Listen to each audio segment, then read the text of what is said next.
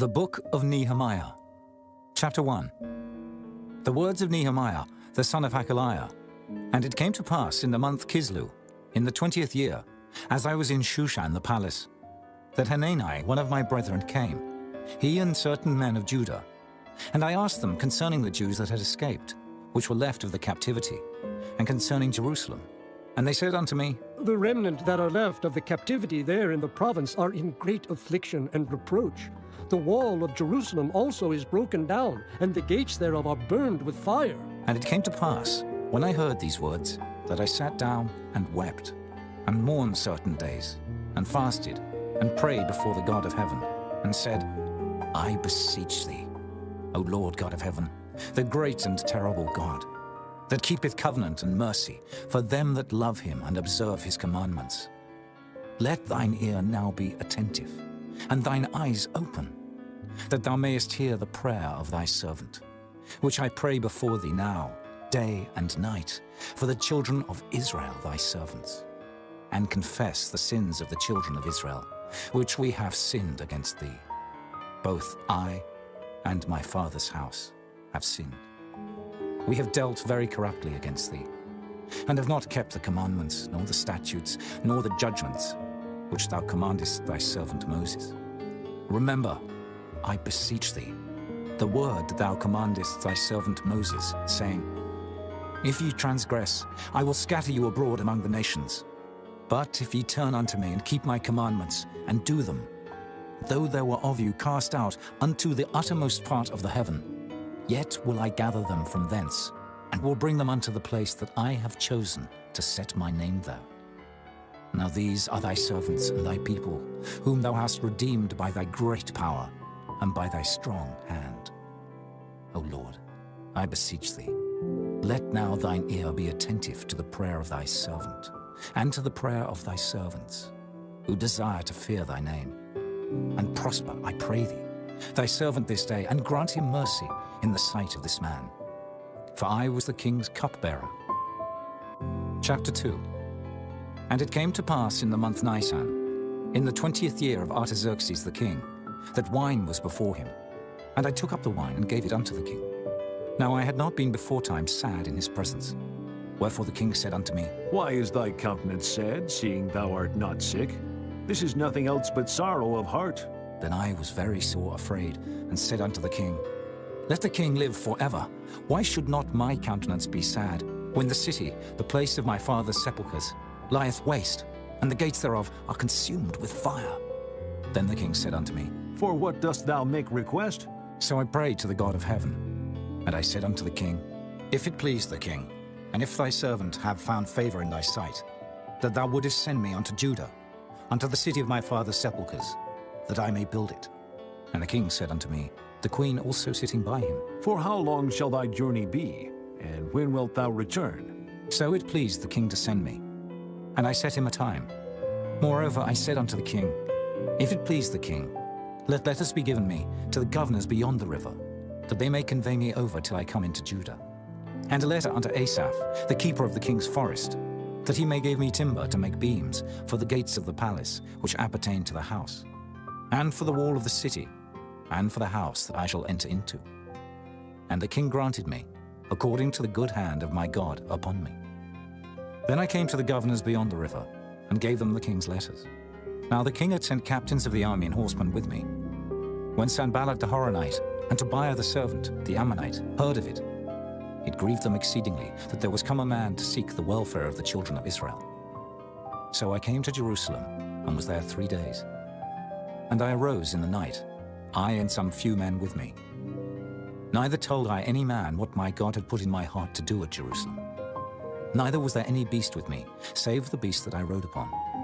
And I went out by night by the gate of the valley, even before the dragon well, and to the dung port, and viewed the walls of Jerusalem, which were broken down, and the gates thereof were consumed with fire.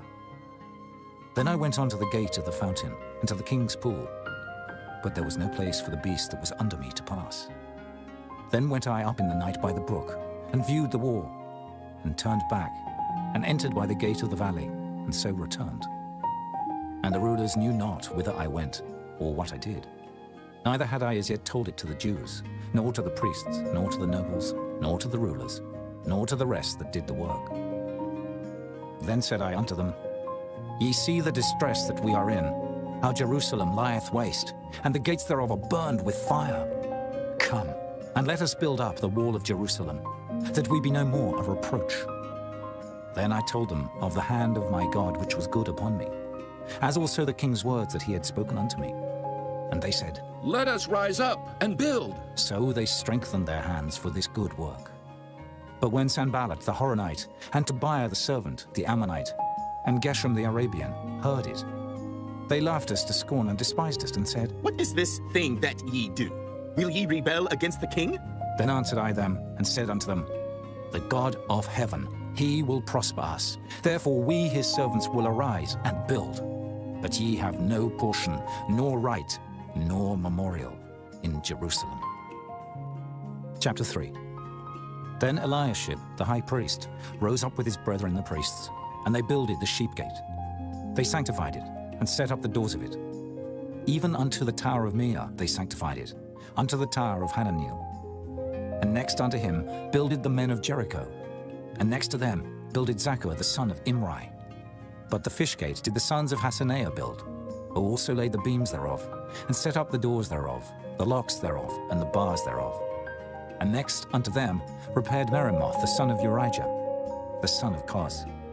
And next unto them repaired Meshullam, the son of Berechiah, the son of Meshezabeel. And next unto them repaired Zadok, the son of Baana. And next unto them the Tekoites repaired. But their nobles put not their necks to the work of their Lord. Moreover, the old gate repaired Jehoiada, the son of Paseah, and Meshullam, the son of Besodiah. They laid the beams thereof, and set up the doors thereof, and the locks thereof, and the bars thereof. And next unto them repaired Melatiah the Gibeonite, and Jadon the Meronothite, the men of Gibeon, and of Mizpah, unto the throne of the governor on this side the river. Next unto him repaired Uzziel, the son of Harhaiah, of the goldsmiths. Next unto him also repaired Hananiah, the son of one of the apothecaries, and they fortified Jerusalem unto the broad wall. And next unto them repaired Rephaiah, the son of Hur, the ruler of the half part of Jerusalem. And next unto them repaired Jedaiah, the son of Harumaph, even over against his house. And next unto him repaired Hattush, the son of Hashabniah, Malchijah, the son of Harim, and Hashub, the son of Pahath-Moab, repaired the other piece, and the tower of the furnaces. And next unto him repaired Shallum, the son of Halohesh, the ruler of the half part of Jerusalem, he and his daughters. The valley gate repaired Hanam, and the inhabitants of Zanoah. They built it, and set up the doors thereof, the locks thereof, and the bars thereof, and 1,000 cubits on the wall unto the dung gate. But the dung gate repaired Malchiah, the son of Rechab, the ruler of part of Beth-Hakkerem. He built it, and set up the doors thereof, the locks thereof, and the bars thereof. But the gate of the fountain repaired Shallum, the son of Kolhuzah, the ruler of part of Mizpah. He built it, and covered it, and set up the doors thereof, the locks thereof, and the bars thereof, and the wall of the pool of Siloah by the king's garden, and unto the stairs that go down from the city of David. After him repaired Nehemiah, the son of Azbuk, the ruler of the half part of Bethsur, unto the place over against the sepulchres of David, and to the pool that was made, and unto the house of the mighty. After him repaired the Levites, Rehum, the son of Bani. Next unto him repaired Hashabiah, the ruler of the half part of Keilah, in his part. After him repaired their brethren, Bavi, the son of Henadad, the ruler of the half part of Keilah. And next to him repaired Ezer, the son of Jeshua, the ruler of Mizpah, another piece over against the going up to the armory at the turning of the wall. After him Baruch, the son of Zabbai, earnestly repaired the other piece, from the turning of the wall unto the door of the house of Eliashib the high priest. After him repaired Meremoth, the son of Urijah the son of Koz, another piece, from the door of the house of Eliashib even to the end of the house of Eliashib. And after him repaired the priests, the men of the plain. After him repaired Benjamin and Hashub over against their house. After him repaired Azariah, the son of Maaseiah, the son of Ananiah, by his house. After him repaired Binnui, the son of Henadad, another piece, from the house of Azariah unto the turning of the wall, even unto the corner. Palal, the son of Uzai, over against the turning of the wall, and the tower which lieth out from the king's high house, that was by the court of the prison. After him Pedaiah the son of Parosh. Moreover the Nethinims dwelt in Ophel, unto the place over against the water gate toward the east, and the tower that lieth out. After them the Tekoites repaired another piece, over against the great tower that lieth out, even unto the wall of Ophel. From above the horse gate repaired the priests, every one over against his house. After them repaired Zadok, the son of Immer, over against his house. After him repaired also Shemaiah, the son of Shechaniah, the keeper of the east gate. After him repaired Hananiah, the son of Shelemiah, and Hanan, the sixth son of Zalaph, another piece. After him repaired Meshullam, the son of Berechiah, over against his chamber. After him repaired Malchiah, the goldsmith's son, unto the place of the Nethinims, and of the merchants, over against the gate Mifkad, and to the going up of the corner. And between the going up of the corner unto the sheep gate repaired the goldsmiths and the merchants. Chapter 4. But it came to pass that when Sanballat heard that we builded the wall, he was wroth, and took great indignation, and mocked the Jews. And he spake before his brethren and the army of Samaria, and said, What do these feeble Jews? Will they fortify themselves? Will they sacrifice? Will they make an end in a day? Will they revive the stones out of the heaps of the rubbish which are burned? Now Tobiah the Ammonite was by him, and he said, Even that which they build, if a fox go up, he shall even break down their stone wall. Hear, O our God, for we are despised, and turn their reproach upon their own head, and give them for a prey in the land of captivity, and cover not their iniquity, and let not their sin be blotted out from before thee. For they have provoked thee to anger before the builders. So built we the wall, and all the wall was joined together unto the half thereof, for the people had a mind to work. But it came to pass that when Sanballat and Tobiah and the Arabians and the Ammonites and the Ashdodites heard that the walls of Jerusalem were made up, and that the breaches began to be stopped, then they were very wroth, and conspired all of them together to come and to fight against Jerusalem, and to hinder it. Nevertheless, we made our prayer unto our God, and set a watch against them day and night because of them. And Judah said, The strength of the bearers of burdens is decayed, and there is much rubbish, so that we are not able to build the wall. And our adversaries said, They shall not know, neither see, till we come in the midst among them, and slay them, and cause the work to cease. And it came to pass that when the Jews which dwelt by them came, they said unto us 10 times, From all places whence ye shall return unto us, they will be upon you. Therefore set I in the lower places behind the wall, and on the higher places I even set the people after their families with their swords, their spears, and their bows.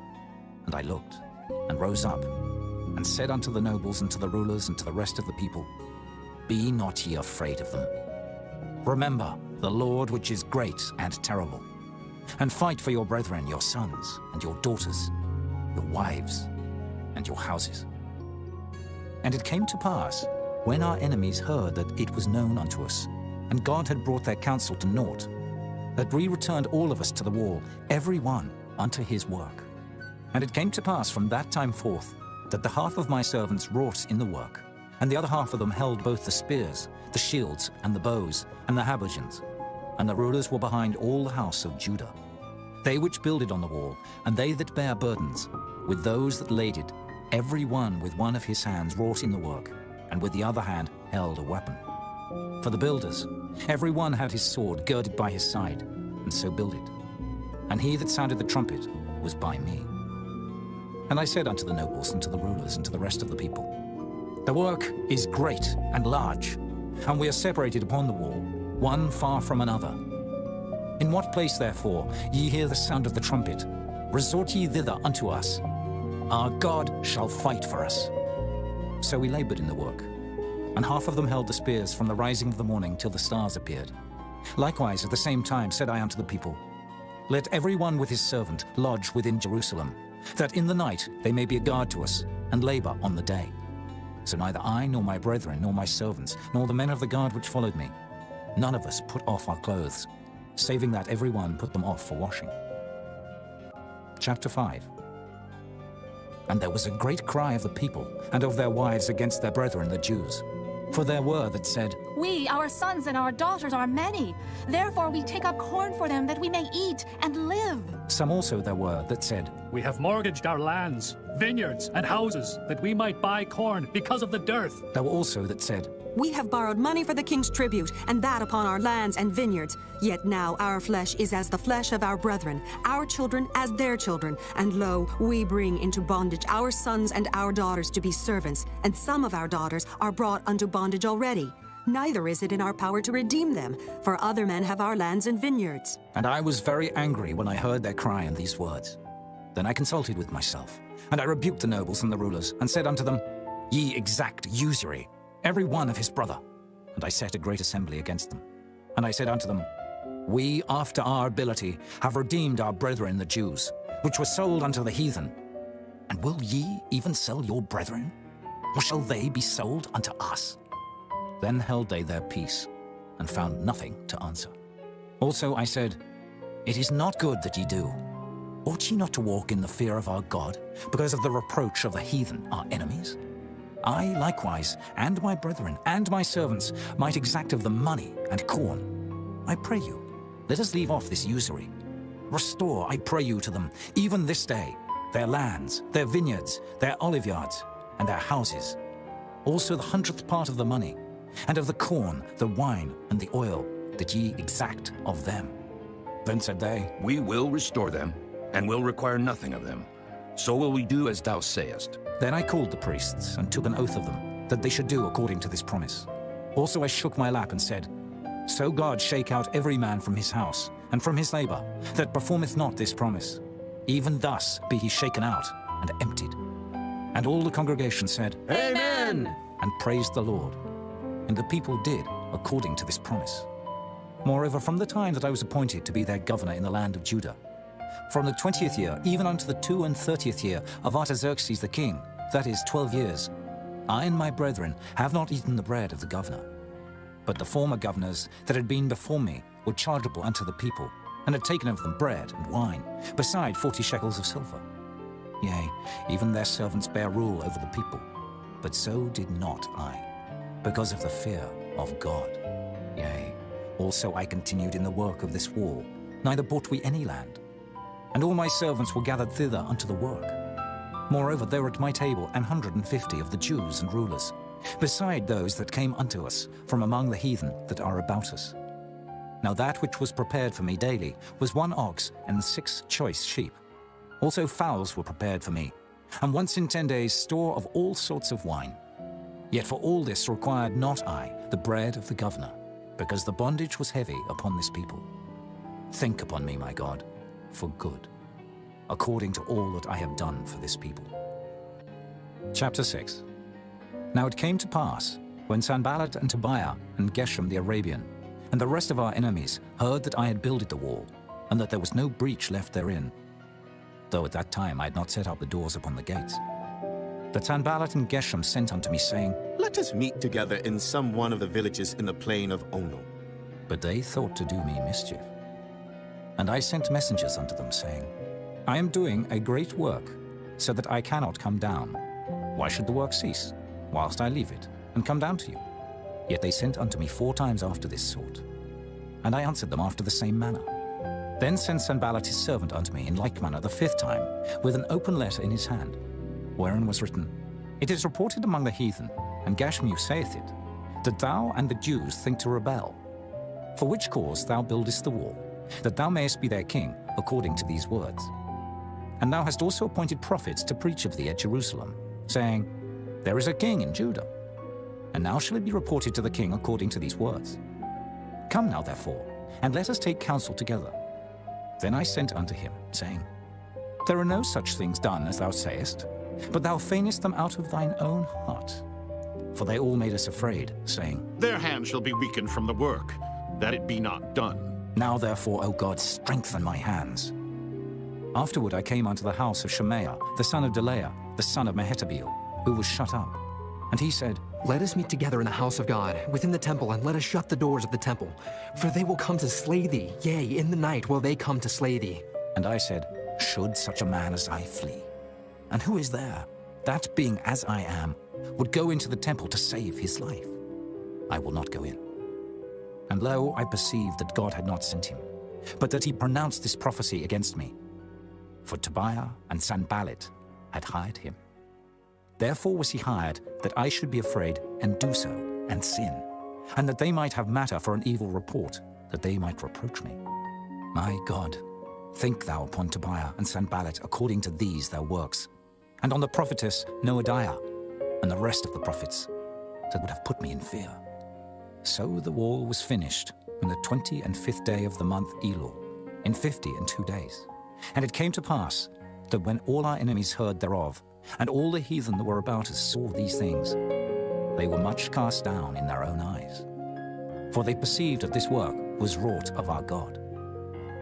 Moreover, in those days, the nobles of Judah sent many letters unto Tobiah, and the letters of Tobiah came unto them. For there were many in Judah sworn unto him, because he was the son-in-law of Shechaniah, the son of Erah, and his son Johanan had taken the daughter of Meshullam, the son of Berechiah. Also they reported his good deeds before me, and uttered my words to him. And Tobiah sent letters to put me in fear. Chapter 7. Now it came to pass, when the wall was built, and I had set up the doors, and the porters and the singers and the Levites were appointed, that I gave my brother Hanani and Hananiah, the ruler of the palace, charge over Jerusalem. For he was a faithful man, and feared God above many. And I said unto them, Let not the gates of Jerusalem be opened until the sun be hot. And while they stand by, let them shut the doors and bar them, and appoint watches of the inhabitants of Jerusalem, every one in his watch, and every one to be over against his house. Now the city was large and great, but the people were few therein, and the houses were not builded. And my God put into mine heart to gather together the nobles and the rulers and the people, that they might be reckoned by genealogy. And I found a register of the genealogy of them, which came up at the first, and found written therein, These are the children of the province that went up out of the captivity, of those that had been carried away, whom Nebuchadnezzar, the king of Babylon, had carried away, and came again to Jerusalem and to Judah, every one unto his city. Who came with Zerubbabel, Jeshua, Nehemiah, Azariah, Rehemiah, Nehemiah, Mordecai, Bilshan, Mispereth, Bigvai, Nehum, Baanah. The number, I say, of the men of the people of Israel was this: the children of Parosh, 2,172. The children of Shephatiah, 372. The children of Erah, 652. The children of Pahath Moab, of the children of Jeshua and Joab, 2,818. The children of Elam, 1,254. The children of Zatu, 845. The children of Zakkai, 703 score. The children of Binnui, 648. The children of Bebai, 628. The children of Azgad, 2,322. The children of Adonikam, 603 score and 7. The children of Bigvai, 2,003 score and 7. The children of Adin, 650 and 5. The children of Ater of Hezekiah, 90 and 8. The children of Hashem, 320 and 8. The children of Bezai, 320 and 4. The children of Hariph, 112. The children of Gibeon, 90 and 5. The men of Bethlehem and Netophah, 104 score and 8. The men of Anathoth, 120 and 8. The men of Beth Asmaveth, 40 and 2. The men of Kirjath Jearim, Kephirah and Beeroth, 740 and 3. The men of Ramah and Geba, 620 and 1. The men of Michmas, 120 and 2. The men of Bethel and Ai, 120 and 3. The men of the other Nebo, 50 and 2. The children of the other Elam, 1,250 and 4. The children of Harim, 320. The children of Jericho, 340 and 5. The children of Lod, Hadid and Ono, 720 and 1. The children of Sanaiah, 3,930. The priests. The children of Dideah of the house of Jeshua, 970 and 3. The children of Immer, 1,050 and 2. The children of Pashur, 1,240 and 7. The children of Harim, 1,017. The Levites, the children of Jeshua, of Kadmiel, and of the children of Hodiva, 70 and 4. The singers, the children of Asaph, 140 and 8. the porters, the children of Shallum, the children of Ater, the children of Talmon, the children of Akub, the children of Hatita, the children of Shobai, 138.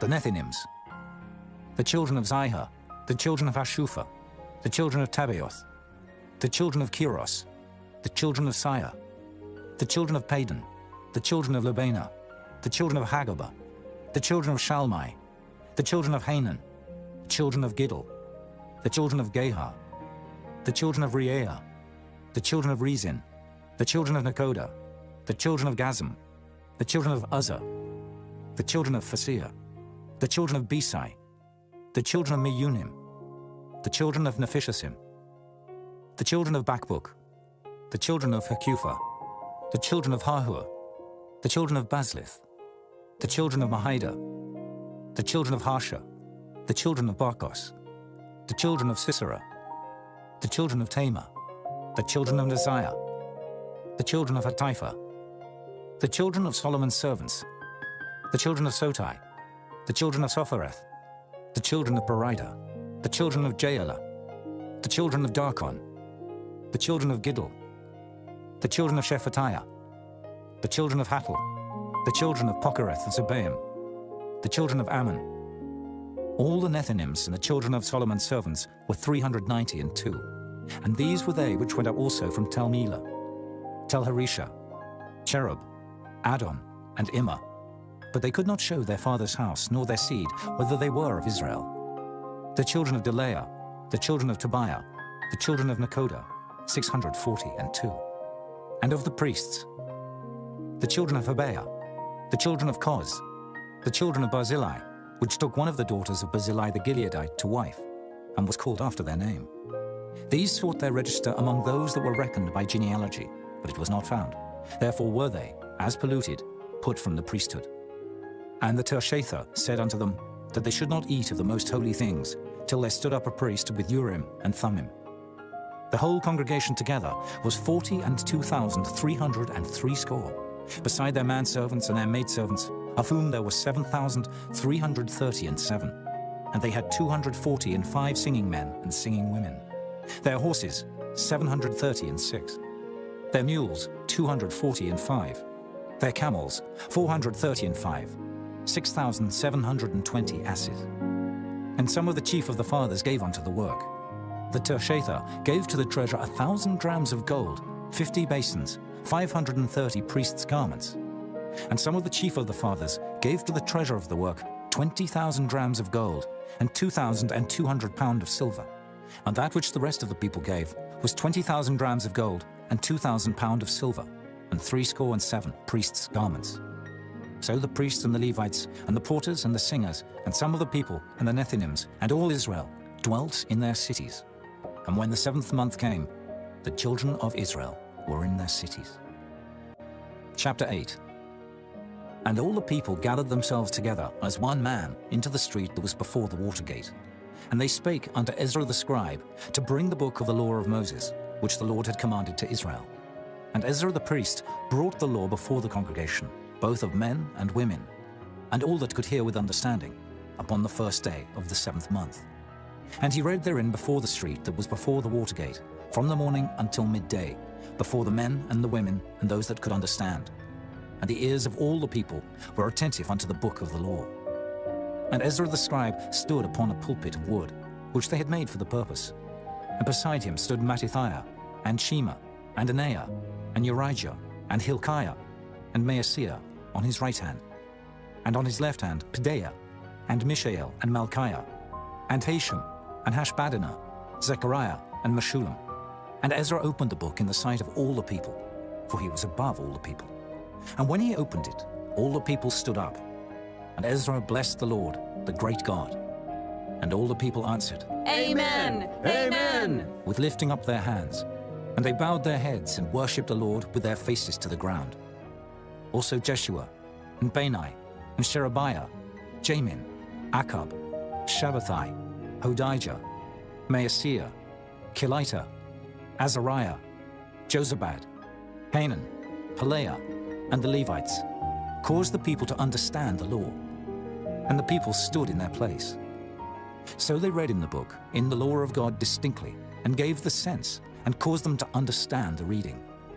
And Nehemiah, which is the Tirshatha, and Ezra the priest the scribe, and the Levites that taught the people, said unto all the people, This day is holy unto the Lord your God. Mourn not, nor weep. For all the people wept when they heard the words of the law. Then he said unto them, Go your way, eat the fat, and drink the sweet, and send portions unto them for whom nothing is prepared. For this day is holy unto our Lord. Neither be ye sorry, for the joy of the Lord is your strength. So the Levites stilled all the people, saying, Hold your peace, for the day is holy, neither be ye grieved. And all the people went their way to eat and to drink and to send portions and to make a great mirth, because they had understood the words that were declared unto them. And on the second day were gathered together the chief of the fathers of all the people, the priests and the Levites, unto Ezra the scribe, even to understand the words of the law. And they found written in the law, which the Lord had commanded by Moses, that the children of Israel should dwell in booths in the feast of the 7th month, and that they should publish and proclaim in all their cities and in Jerusalem, saying, Go forth unto the mount, and fetch olive branches, and pine branches, and myrtle branches, and palm branches, and branches of thick trees, to make booths, as it is written. So the people went forth and brought them, and made themselves booths, every one upon the roof of his house, and in their courts, and in the courts of the house of God, and in the street of the water gate, and in the street of the gate of Ephraim. And all the congregation of them that were come again out of the captivity made booths, and sat under the booths. For since the days of Jeshua the son of Nun, unto that day had not the children of Israel done so. And there was very great gladness. Also day by day, from the first day unto the last day, he read in the book of the law of God. And they kept the feast 7 days. And on the 8th day was a solemn assembly, according unto the manner. Chapter 9. Now in the 24th day of this month, the children of Israel were assembled with fasting, and with sackcloths and earth upon them.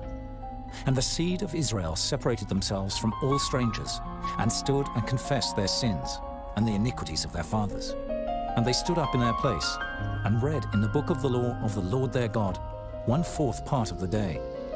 And another 4th part they confessed, and worshipped the Lord their God. Then stood up upon the stairs of the Levites Jeshua, and Bani, Kadmiel, Shebaniah, Bunai, Sherebiah, Bani, and Canaani, and cried with a loud voice unto the Lord their God. Then the Levites, Jeshua and Kadmiel, Bani, Hashabniah, Sherebiah, Hodijah, Shebaniah, and Pethahiah, said, Stand up and bless the Lord your God forever and ever. And blessed be thy glorious name, which is exalted above all blessing and praise. Thou, even thou, art Lord alone. Thou hast made heaven, the heaven of heavens, with all their host, the earth, and all things that are therein, the seas, and all that is therein, and thou preservest them all. And the host of heaven worshipeth thee.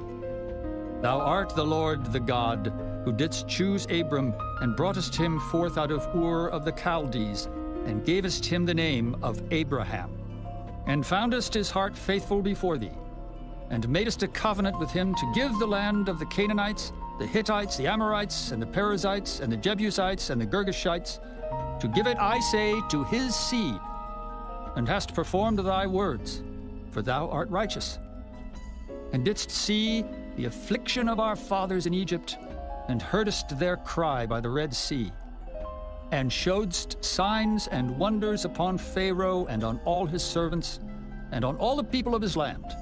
For thou knewest that they dealt proudly against them. So didst thou get thee a name, as it is this day. And thou didst divide the sea before them, so that they went through the midst of the sea on the dry land. And their persecutors thou threwest into the deeps, as a stone into the mighty waters. Moreover, thou leddest them in the day by a cloudy pillar, and in the night by a pillar of fire, to give them light in the way wherein they should go. Thou camest down also upon Mount Sinai, and spakest with them from heaven, and gavest them right judgments, and true laws, good statutes and commandments. And madest known unto them thy holy Sabbath, and commandedst them precepts, statutes, and laws by the hand of Moses thy servant. and gavest them bread from heaven for their hunger, and broughtest forth water for them out of the rock for their thirst, and promised them that they should go in to possess the land which thou hadst sworn to give them. But they and our fathers dealt proudly, and hardened their necks, and hearkened not to thy commandments, and refused to obey, neither were mindful of thy wonders that thou didst among them, but hardened their necks, and in their rebellion appointed a captain to return to their bondage. But thou art a God ready to pardon, gracious and merciful, slow to anger, and of great kindness, and forsookest them not. Yea, when they had made them a molten calf, and said, This is thy God that brought thee up out of Egypt, and had wrought great provocations, yet thou in thy manifold mercies forsookest them not in the wilderness. The pillar of the cloud departed not from them by day to lead them in the way, neither the pillar of fire by night to show them light, and the way wherein they should go. Thou gavest also thy good spirit to instruct them, and withheldest not thy manna from their mouth, and gavest them water for their thirst. Yea, 40 years didst thou sustain them in the wilderness, so that they lacked nothing. Their clothes waxed not old, and their feet swelled not. Moreover, thou gavest them kingdoms and nations, and didst divide them into corners. So they possessed the land of Sihon, and the land of the king of Heshbon, and the land of Og, king of Bashan. Their children also multipliedst thou as the stars of heaven, and broughtest them into the land, concerning which thou hadst promised to their fathers, that they should go in to possess it. So the children went in, and possessed the land, and thou subduedst them before the inhabitants of the land, the Canaanites, and gavest them into their hands with their kings and the people of the land, that they might do with them as they would. Then they took strong cities and a fat land, and possessed houses full of all goods, wells digged, vineyards and oliveyards, and fruit trees in abundance. So they did eat, and were filled, and became fat, and delighted themselves in thy great goodness. Nevertheless they were disobedient, and rebelled against thee, and cast thy law behind their backs, and slew thy prophets which testified against them to turn them to thee, and they wrought great provocations. Therefore thou deliveredst them into the hand of their enemies who vexed them, and in the time of their trouble, when they cried unto thee, thou heardest them from heaven, and according to thy manifold mercies thou gavest them saviors, who saved them out of the hand of their enemies. But after they had rest, they did evil again before thee. Therefore leftest thou them in the hand of their enemies, so that they had the dominion over them. Yet when they returned and cried unto thee, thou heardest them from heaven, and many times didst thou deliver them according to thy mercies, and testifiedst against them, that thou mightest bring them again unto thy law. Yet they dealt proudly, and hearkened not unto thy commandments, but sinned against thy judgments, which if a man do, he shall live in them, and withdrew the shoulder, and hardened their neck, and would not hear. Yet many years didst thou forbear them, and testifiedst against them by thy Spirit and thy prophets. Yet would they not give ear. Therefore gavest thou them into the hand of the people of the lands. Nevertheless, for thy great mercy's sake, thou didst not utterly consume them, nor forsake them, for thou art a gracious and merciful God. Now therefore, our God, the great, the mighty, and the terrible God, who keepest covenant and mercy, let not all the trouble seem little before thee, that hath come upon us, on our kings, on our princes, and on our priests, and on our prophets, and on our fathers, and on all thy people, since the time of the kings of Assyria unto this day. Howbeit thou art just in all that is brought upon us. For thou hast done right, but we have done wickedly. Neither have our kings, our princes, our priests, nor our fathers kept thy law, nor hearkened unto thy commandments and thy testimonies wherewith thou didst testify against them. For they have not served thee in their kingdom, and in thy great goodness that thou gavest them, and in the large and fat land which thou gavest before them, neither turned they from their wicked works. Behold, we are servants this day, and for the land that thou gavest unto our fathers to eat the fruit thereof, and the good thereof, behold, we are servants in it. And it yieldeth much increase unto the kings whom thou hast set over us because of our sins. Also they have dominion over our bodies, and over our cattle at their pleasure, and we are in great distress.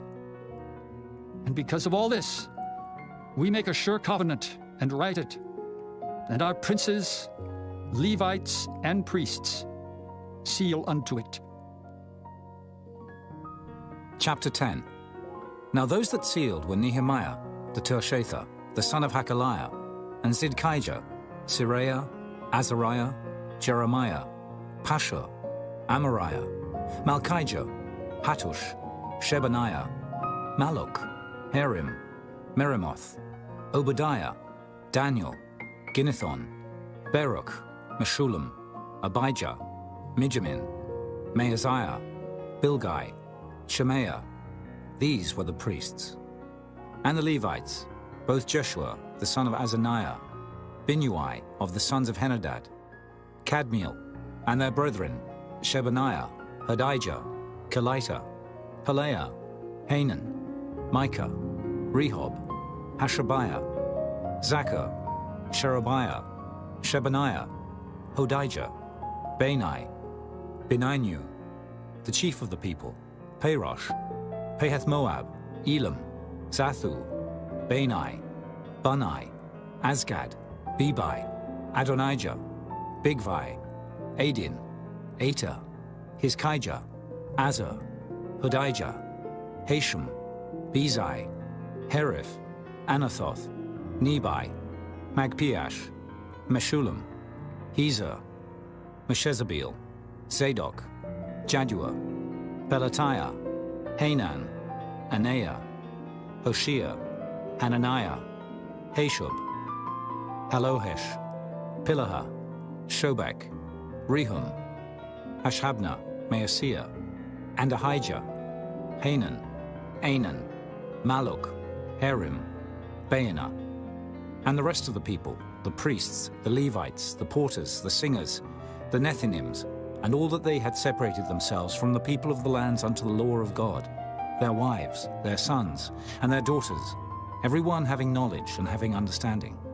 They clave to their brethren, their nobles, and entered into a curse and into an oath to walk in God's law, which was given by Moses the servant of God, and to observe and do all the commandments of the Lord our Lord, and his judgments and his statutes, and that we would not give our daughters unto the people of the land, nor take their daughters for our sons.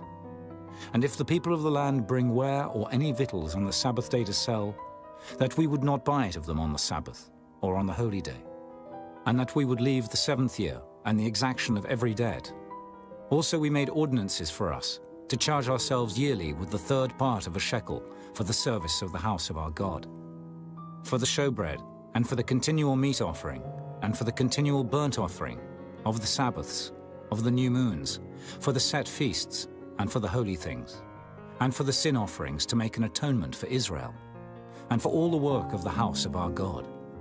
And we cast the lots among the priests, the Levites, and the people, for the wood offering, to bring it into the house of our God, after the houses of our fathers, at times appointed year by year, to burn upon the altar of the Lord our God, as it is written in the law, and to bring the firstfruits of our ground, and the firstfruits of all fruit of all trees, year by year, unto the house of the Lord. Also the firstborn of our sons and of our cattle, as it is written in the law, and the firstlings of our herds and of our flocks, to bring to the house of our God, unto the priests that minister in the house of our God. And that we should bring the firstfruits of our dough, and our offerings, and the fruit of all manner of trees, of wine and of oil, unto the priests, to the chambers of the house of our God, and the tithes of our ground unto the Levites, that the same Levites might have the tithes in all the cities of our tillage. And the priest, the son of Aaron, shall be with the Levites, when the Levites take tithes. And the Levites shall bring up the tithe of the tithes unto the house of our God, to the chambers, into the treasure house. For the children of Israel and the children of Levi shall bring the offering of the corn, of the new wine and the oil, unto the chambers, where are the vessels of the sanctuary, and the priests that minister, and the porters and the singers. And we will not forsake the house of our God. Chapter 11. And the rulers of the people dwelt at Jerusalem. The rest of the people also cast lots, to bring 1 of 10 to dwell in Jerusalem the holy city, and 9 parts to dwell in other cities. And the people blessed all the men that willingly offered themselves to dwell at Jerusalem. Now these are the chief of the province that dwelt in Jerusalem. But in the cities of Judah dwelt every one in his possession in their cities, to wit, Israel, the priests and the Levites, and the Nethinims, and the children of Solomon's servants. And at Jerusalem dwelt certain of the children of Judah, and of the children of Benjamin.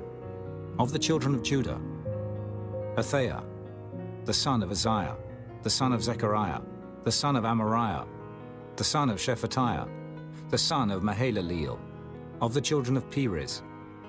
And Maaseiah, the son of Baruch, the son of Kolhozah, the son of Hosea, the son of Adaiah, the son of Joiarib, the son of Zechariah, the son of Shiloni. All the sons of Perez that dwelt at Jerusalem were 468 valiant men. And these are the sons of Benjamin: Salu, the son of Meshullam, the son of Joed, the son of Pedaiah, the son of Kaleah, the son of Maaseiah, the son of Ithiel, the son of Jesaiah. And after him, Gabai, Salai, 928. And Joel, the son of Zichri, was their overseer. And Judah, the son of Senua, was second over the city. Of the priests, Jedaiah, the son of Joiarib, Jachin, Seraiah, the son of Hilkiah, the son of Meshullam, the son of Zadok, the son of Miraioth, the son of Ahitub, was the ruler of the house of God. And their brethren that did the work of the house were 822. And Adaiah, the son of Jeroham, the son of Pelaliah, the son of Amzai, the son of Zechariah, the son of Pashur, the son of Malchiah, and his brethren, chief of the fathers, 242. And Amashai, the son of Azriel, the son of Ahasai, the son of Meshillemoth, the son of Immer. And their brethren, mighty men of valor, 128. And their overseer was Zabdiel, the son of one of the great men. Also of the Levites, Shemaiah, the son of Hashub, the son of Azrikam, the son of Hashabiah, the son of Bunai. And Shabbathai and Jozabad, of the chief of the Levites, had the oversight of the outward business of the house of God. And Mattaniah, the son of Micah, the son of Zabdi, the son of Asaph, was the principal to begin the thanksgiving in prayer. And Bakbukiah, the second among his brethren, and Abda, the son of Shemuah, the son of Galal, the son of Jeduthun. All the Levites in the holy city were 284. Moreover, the porters, Akab, Talmon, and their brethren that kept the gates, were 172. And the residue of Israel, of the priests and the Levites, were in all the cities of Judah, every one in his inheritance. But the Nethinims dwelt in Ophel, and Zihah and Gizpah were over the Nethinims. The overseer also of the Levites at Jerusalem was Uzzi, the son of Bani, the son of Hashabiah, the son of Mattaniah, the son of Micah. Of the sons of Asaph, the singers were over the business of the house of God. For it was the king's commandment concerning them, that a certain portion should be for the singers, due for every day. And Pethahiah, the son of Meshezabeel, of the children of Zerah, the son of Judah, was at the king's hand in all matters concerning the people.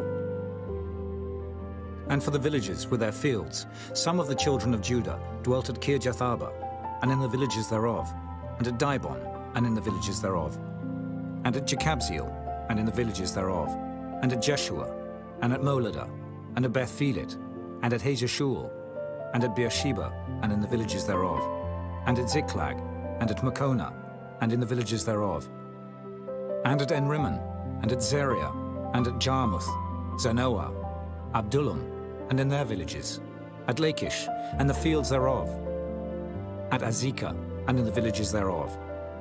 And they dwelt from Beersheba unto the valley of Hinnom. The children also of Benjamin from Geba dwelt at Michmash, and Ajah, and Bethel, and in their villages, and at Anathoth, Nob, Ananiah, Hazor, Ramah, Gittaim, Hadid, Zeboim, Nebalat, Lod, and Ono, the valley of craftsmen. And of the Levites were divisions in Judah and in Benjamin. Chapter 12.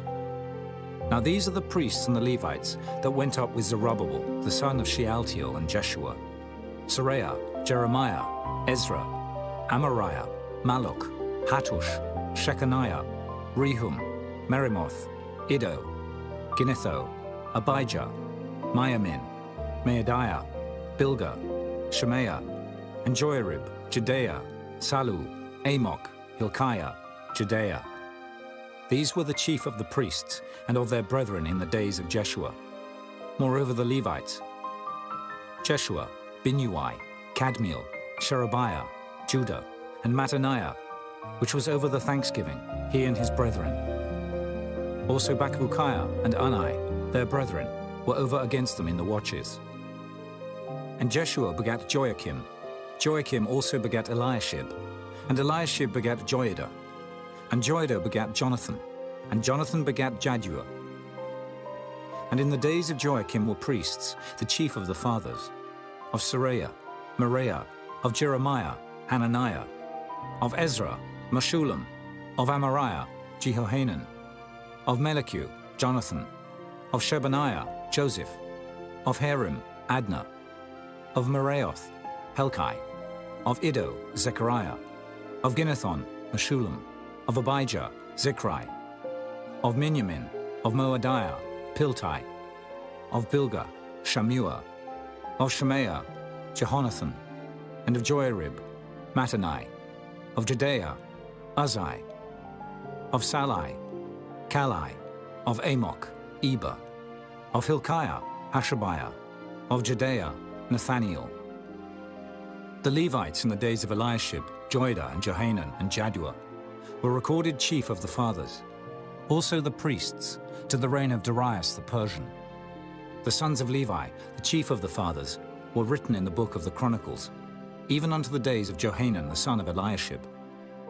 And the chief of the Levites, Hashabiah, Sherebiah, and Jeshua the son of Kadmiel, were their brethren over against them, to praise and to give thanks, according to the commandment of David the man of God, ward over against ward. Mattaniah and Bakbukiah, Obadiah, Meshullam, Talmon, Akab, were porters keeping the ward at the thresholds of the gates. These were in the days of Joachim, the son of Jeshua, the son of Jozadak, and in the days of Nehemiah the governor, and of Ezra the priest, the scribe.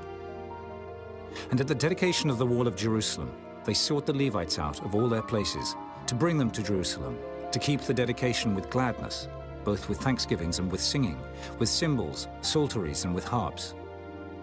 And the sons of the singers gathered themselves together, both out of the plain country round about Jerusalem, and from the villages of Netophathi, also from the house of Gilgal, and out of the fields of Geba and Asmaveth. For the singers had builded them villages round about Jerusalem. And the priests and the Levites purified themselves, and purified the people, and the gates, and the wall. Then I brought up the princes of Judah upon the wall, and appointed 2 great companies of them, that gave thanks, whereof one went on the right hand upon the wall toward the dung gate. And after them went Hoshea, and half of the princes of Judah, and Azariah, Ezra, and Meshullam, Judah, and Benjamin, and Shemaiah, and Jeremiah, and certain of the priests' sons with trumpets, namely Zechariah the son of Jonathan, the son of Shemaiah, the son of Mattaniah, the son of Micaiah, the son of Zaccur, the son of Asaph, and his brethren Shemaiah and Azareel, Milalai, Gilalai, Mai, Nathaniel, and Judah, Hanani, with the musical instruments of David the man of God, and Ezra the scribe before them. And at the fountain gate, which was over against them, they went up by the stairs of the city of David, at the going up of the wall, above the house of David, even unto the water gate eastward. And the other company of them that gave thanks went over against them, and I after them, and the half of the people upon the wall, from beyond the tower of the furnaces, even unto the broad wall. And from above the gate of Ephraim, and above the old gate, and above the fish gate, and the tower of Hananiel, and the tower of Meah, even unto the sheep gate. And they stood still in the prison gate. So stood the 2 companies of them that gave thanks in the house of God, and I and the half of the rulers with me. And the priests, Eliakim, Maaseiah, Miniamin, Micaiah, Elioenai, Zechariah, and Hananiah, with trumpets, and Maaseiah, and Shemaiah, and Eleazar, and Uzai, and Jehohanan, and Malchijah, and Elam, and Ezer. And the singers sang loud, with Jezreiah their overseer. Also that day they offered great sacrifices and rejoiced, for God had made them rejoice with great joy. The wives also and the children rejoiced, so that the joy of Jerusalem was heard even afar off. And at that time were some appointed over the chambers for the treasures, for the offerings, for the firstfruits, and for the tithes, to gather into them out of the fields of the cities the portions of the law for the priests and Levites. For Judah rejoiced for the priests and for the Levites that waited. And both the singers and the porters kept the ward of their God, and the ward of the purification, according to the commandment of David and of Solomon his son. For in the days of David and Asaph of old, there were chief of the singers, and songs of praise and thanksgiving unto God. And all Israel in the days of Zerubbabel, and in the days of Nehemiah, gave the portions of the singers and the porters, every day his portion. And they sanctified holy things unto the Levites, and the Levites sanctified them unto the children of Aaron. Chapter 13. On that day they read in the book of Moses in the audience of the people. And therein was found written that the Ammonite and the Moabite should not come into the congregation of God forever, because they met not the children of Israel with bread and with water, but hired Balaam against them, that he should curse them. Howbeit our God turned the curse into a blessing. Now it came to pass, when they had heard the law, that they separated from Israel all the mixed multitude. And before this, Eliashib the priest, having the oversight of the chamber of the house of our God, was allied unto Tobiah. And he had prepared for him a great chamber, where aforetime they laid the meat offerings, the frankincense, and the vessels, and the tithes of the corn, the new wine and the oil, which was commanded to be given to the Levites, and the singers, and the porters, and the offerings of the priests. But in all this time was not I at Jerusalem. For in the 32nd year of Artaxerxes, king of Babylon, came I unto the king, and after certain days obtained I leave of the king. And I came to Jerusalem, and understood of the evil that Eliashib did for Tobiah, in preparing him a chamber in the courts of the house of God. And it grieved me sore. Therefore I cast forth all the household stuff of Tobiah out of the chamber. Then I commanded, and they cleansed the chambers. And thither brought I again the vessels of the house of God, with the meat offering and the frankincense. And I perceived that the portions of the Levites had not been given them, for the Levites and the singers that did the work were fled every one to his field. Then contended I with the rulers and said, Why is the house of God forsaken? And I gathered them together and set them in their place. Then brought all Judah the tithe of the corn and the new wine and the oil unto the treasuries. And I made treasurers over the treasuries, Shelemiah the priest, and Zadok the scribe, and of the Levites, Pedaiah. And next to them was Hanan, the son of Zaccur, the son of Mattaniah, for they were counted faithful, and their office was to distribute unto their brethren. Remember me, O my God, concerning this, and wipe not out my good deeds that I have done for the house of my God, and for the offices thereof. In those days saw I in Judah some treading wine presses on the Sabbath, and bringing in sheaves and lading asses, as also wine, grapes, and figs, and all manner of burdens, which they brought into Jerusalem on the Sabbath day. And I testified against them in the day wherein they sold victuals. There dwelt men of Tyre also therein, which brought fish and all manner of ware, and sold on the Sabbath unto the children of Judah, and in Jerusalem. Then I contended with the nobles of Judah, and said unto them, What evil thing is this that ye do, and profane the Sabbath day? Did not your fathers thus? And did not our God bring all this evil upon us, and upon this city? Yet ye bring more wrath upon Israel by profaning the Sabbath. And it came to pass that when the gates of Jerusalem began to be dark before the Sabbath, I commanded that the gates should be shut, and charged that they should not be opened till after the Sabbath. And some of my servants set I at the gates, that there should no burden be brought in on the Sabbath day. So the merchants and sellers of all kind of ware lodged without Jerusalem once or twice. Then I testified against them, and said unto them, Why lodge ye about the wall? If ye do so again, I will lay hands on you. From that time forth came they no more on the Sabbath. And I commanded the Levites that they should cleanse themselves, and that they should come and keep the gates, to sanctify the Sabbath day. Remember me, O my God, concerning this also, and spare me according to the greatness of thy mercy. In those days also saw I Jews that had married wives of Ashdod, of Ammon, and of Moab. And their children spake half in the speech of Ashdod, and could not speak in the Jews' language, but according to the language of each people. And I contended with them, and cursed them, and smote certain of them, and plucked off their hair, and made them swear by God, saying, Ye shall not give your daughters unto their sons, nor take their daughters unto your sons, or for yourselves. Did not Solomon, king of Israel, sin by these things? Yet among many nations was there no king like him, who was beloved of his God, and God made him king over all Israel. Nevertheless, even him did outlandish women cause to sin. Shall we then hearken unto you to do all this great evil, to transgress against our God in marrying strange wives? And one of the sons of Joiada, the son of Eliashib the high priest, was son-in-law to Sanballat, the Horonite. Therefore I chased him from me. Remember them, O my God, because they have defiled the priesthood and the covenant of the priesthood and of the Levites. Thus cleansed I them from all strangers, and appointed the wards of the priests and the Levites, every one in his business. And for the wood offering, at times appointed, and for the firstfruits. Remember me, O my God, for good.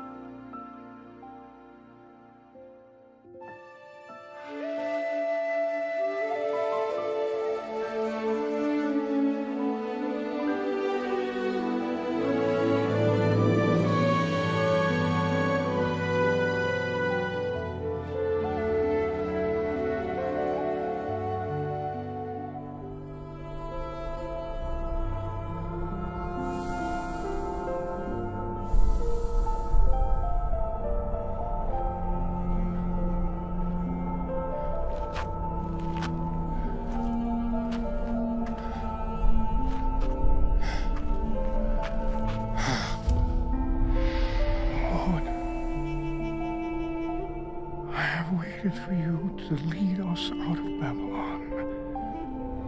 For I was just a boy when I came here.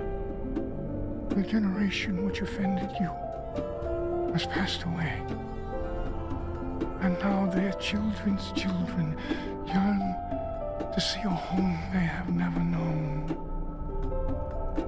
You have spoken through your prophet Jeremiah. When 70 years are completed for Babylon, I will come to you and fulfill my gracious promise and bring you back to this land. My heart grows with excitement that now that time has come.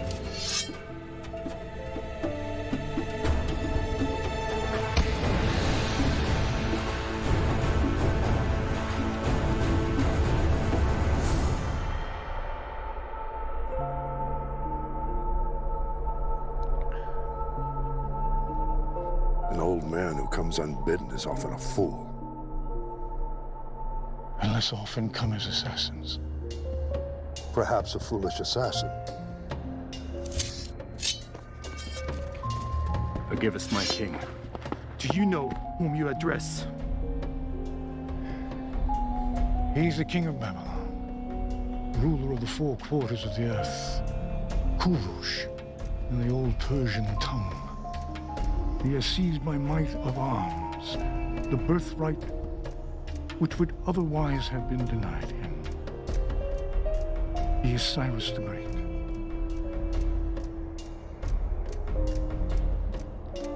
Leave us.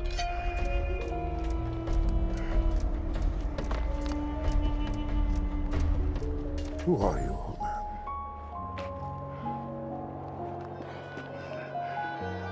I am Daniel, of the tribe of Benjamin, made captive nearly 70 years ago by Nebuchadnezzar. My king, I've heard of this man. He served Darius well after he captured the city in your name.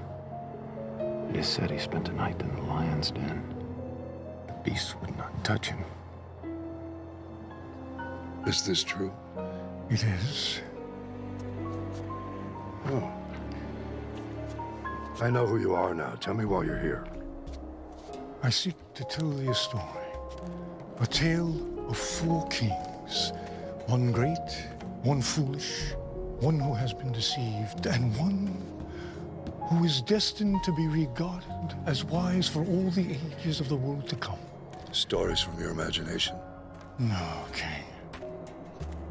For I will speak only the truth. And if you would not wish to hear it, you must bid me speak nothing. Come. You will give us entertainment while we eat. Please. Okay. My king, we're expected in Babylon this evening. The palace will be there in the morning. As you wish.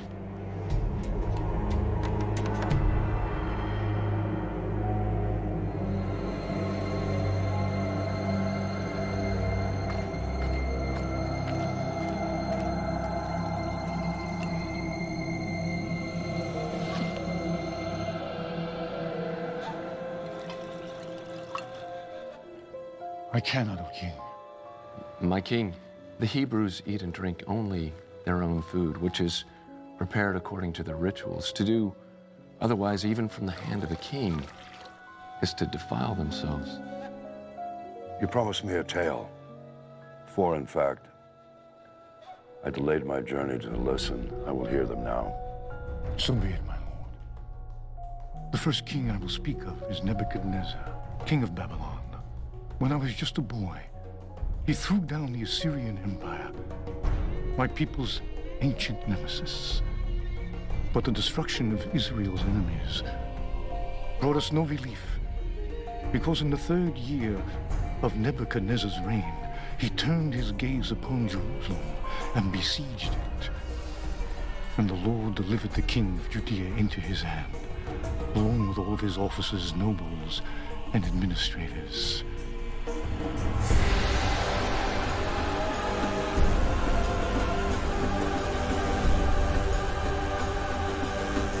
We, the exiles, arrived in Babylon. Nebuchadnezzar ordered Ashpenaz, his chief eunuch, to select some of the Israelites from the royal family and nobility, young men without any physical defect and showing aptitude for every kind of learning, one of whom was myself.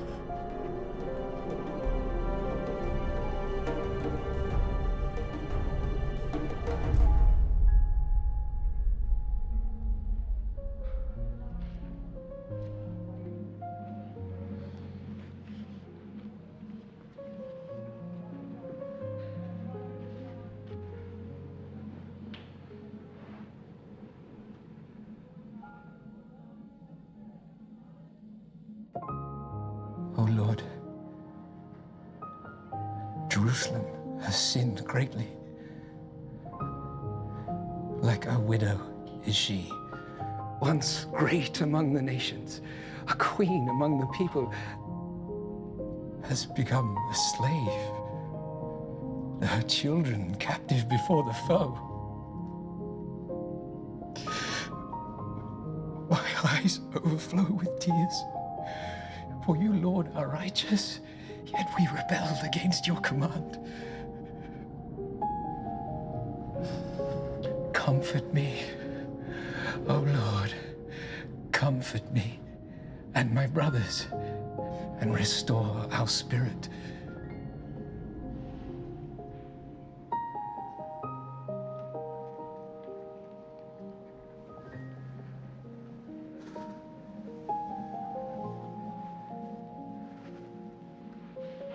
I miss Jerusalem. As do I. I fear that we shall never see her again. Have faith, my brothers. I have only begun my studies, but here. The prophet Jeremiah, son of Hilkiah, has written that we shall serve the king of Babylon for 70 years. 70 years is a long time. As punishment for our sins. And even if we were to survive it, we would be very old. Very old indeed. You are summoned for your meal.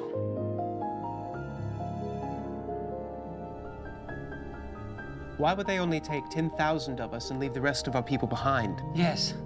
Look at who they've taken. The scholars, the princes, our military leaders, and our families. It's the Babylonian way of conquest.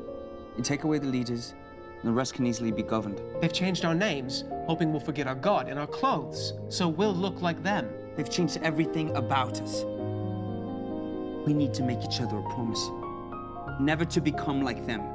My brothers, such a promise is worthless, for we are but men. What we need to promise is to always love our God and be obedient to Him. And in so doing, what we become on the outside will not matter. Set it here.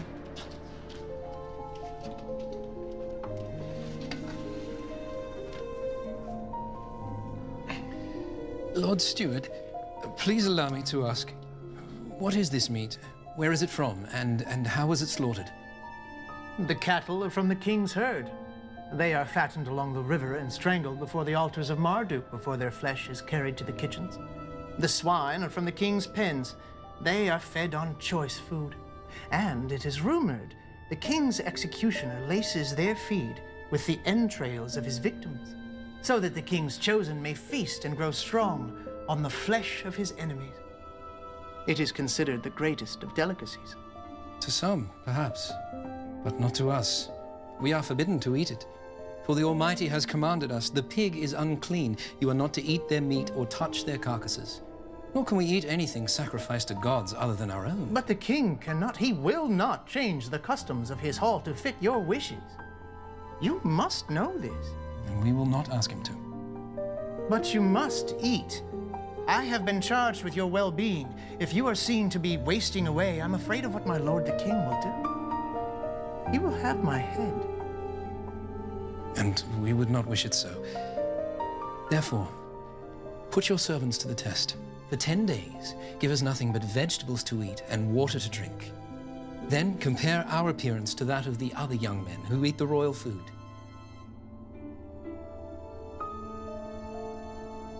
10 days.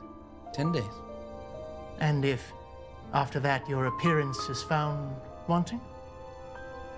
Then we will do as you wish.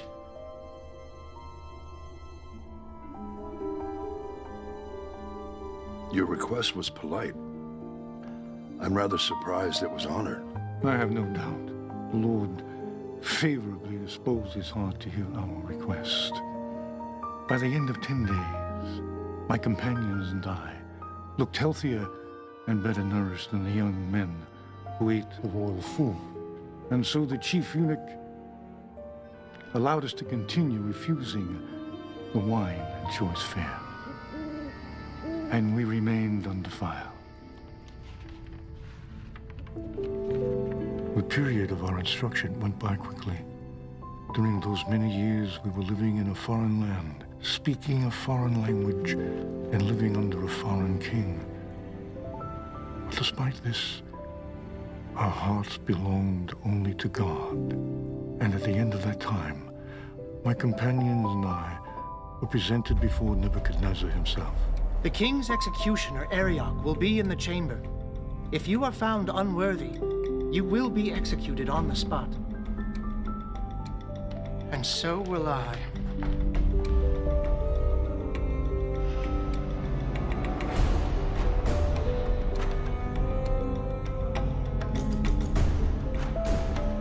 Lord King, I present you the princes of Judah, preserved by the right hand of your mercy and tutored by the left hand of your wisdom. They are come before you now for judgment as to their training. They are Belteshazzar, Shadrach, Meshach, and Abednego. Who am I? You are Nebuchadnezzar, son and heir of Nabopolassar, king of Babylon. You have destroyed Nineveh the mighty, seat of Assyria, and taken from her hand the scepter of nations. You are the commander of commanders, and king of kings, from the rising of the sun unto its setting in the western sea. And beneath heaven, there is none more powerful than thee.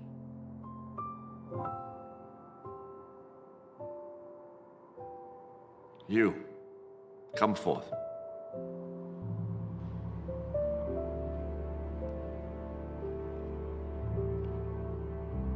Why should I allow you, sons of my former enemies, to serve in my court? because you have spared the lives of our people who were delivered into your hand, and because the word of the prophet Jeremiah has come unto us, saying, this is what the Lord God Almighty, the God of Israel, says to all those carried into exile from Jerusalem to Babylon, build houses and settle down, plant gardens and eat what they produce, marry and have sons and daughters. Also, seek the prosperity of the city to which I have carried you into exile. Pray to the Lord for it, for if it prospers, you too will prosper. This is good. So now even your God commands you to serve me. I have no need of lapdogs. Would you dare to tell me the truth, even if you knew it would displease me? Lord King, it must be so. I will speak only the truth. And when you would not hear it, you must ask me nothing.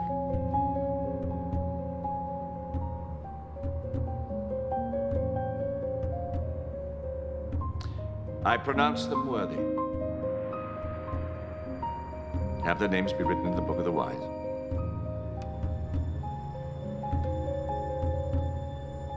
Nebuchadnezzar's questioning showed wisdom. A former enemy can be a good counselor. If they can be trusted. And the wise king is capable of choosing whom to trust. For are you not Croesus, formerly king of Lydia and once the richest man in the world, whose name alone signified riches almost beyond comprehending? I am he. Trusting the words of the oracle at Delphi, I went to war with Cyrus and was defeated. Cyrus pardoned me and my family. I am eternally grateful. Worthy counsel is rare indeed, as Nebuchadnezzar came to learn. At a time when his Babylonian counselors, his magi, sorcerers, diviners, magicians, and astrologers were unable to help him. No! What is it, my king? Summon my counselors. The enchanters, the sorcerers, or the astrologers? All of them!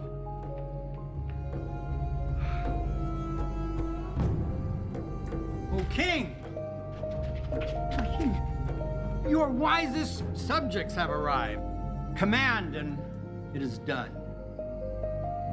I've had a dream that troubles me. I need to know what it means. O king, tell your servants your dream and we will interpret it for you. No. What need I of wise men who are not wise, Astrologers who read nothing in the stars? Magicians who perform children's tricks? Sorcerers who divine nothing except what I tell them? No. It is enough for the king to dream his dreams. It is up to you to discern and interpret them. But, my lord, if only you would tell us your dream, we could interpret it, as we have always done. Always! I know you're trying to gain time, or trick me into revealing what I've seen. Either way, I'll have none of it. But there's no man on earth who can do what the king asks. No king ever asked such a thing before. Only the gods could know these things. And when we ask, they don't answer. Well, I suggest you try and get them to answer. Or beg that they endow you with the necessary skills to divine it on your own. For as I am king, I swear that when the sun rises, if my dream is not made known to me, along with its interpretation, you will all be made shorter by the height of your heads. You may withdraw. Now!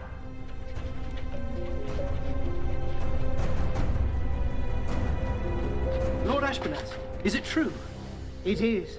Why has the king issued such a harsh decree? Why don't you come along with me and ask him yourself?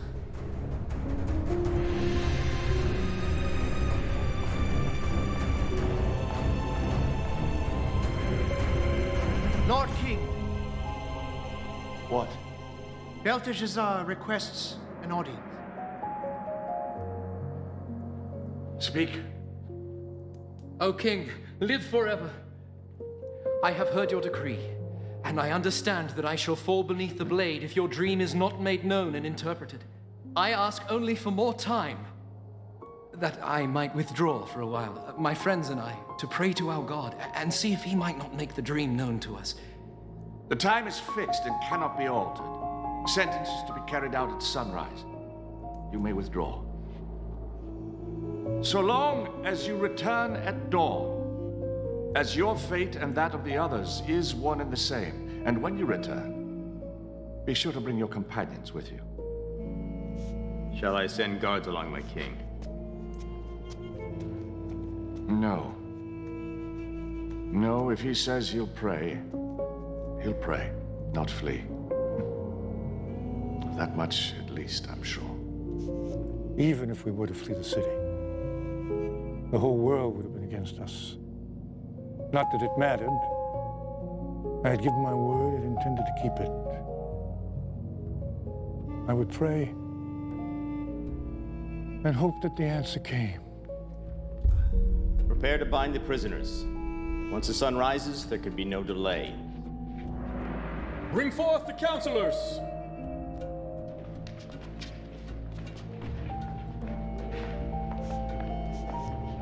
O king, live forever.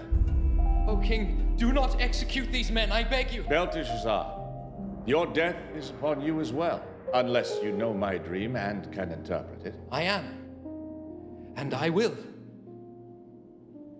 Praise be to the God of my fathers forever and ever. He gives wisdom to the wise and knowledge to the discerning. He reveals deep and hidden things and has made plain all that you have asked, for he has shown me the vision of the king. Then speak. As you lay upon your bed, O king, you looked, and there before you stood a large statue, awesome in its appearance. The head of the statue was made of pure gold, its chest and arms of silver, its belly and thighs of bronze, its legs of iron, its feet partly of iron and partly of baked clay.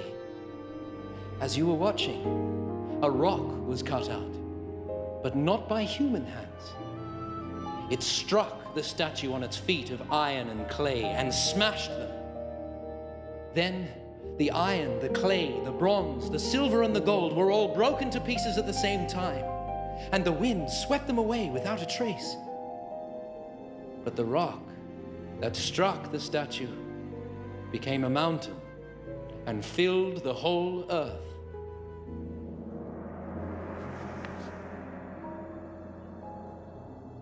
You have done what I was told was impossible. This mystery has been revealed to me not because I am wiser than other men, but because God wishes you to understand the meaning of your dream.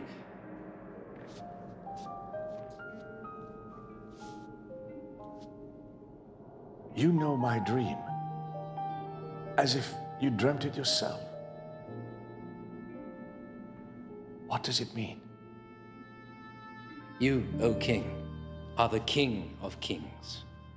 The God of heaven has given you dominion and power and might and glory.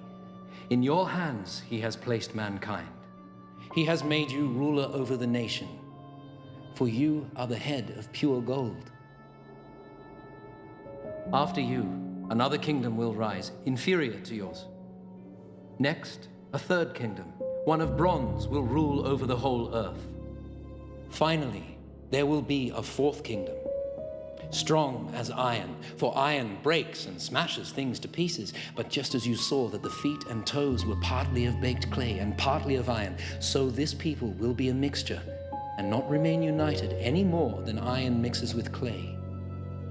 And in the time of those kings, the God of heaven will set up a kingdom that will never be destroyed. It will crush those kingdoms and bring them to an end, but will itself endure forever.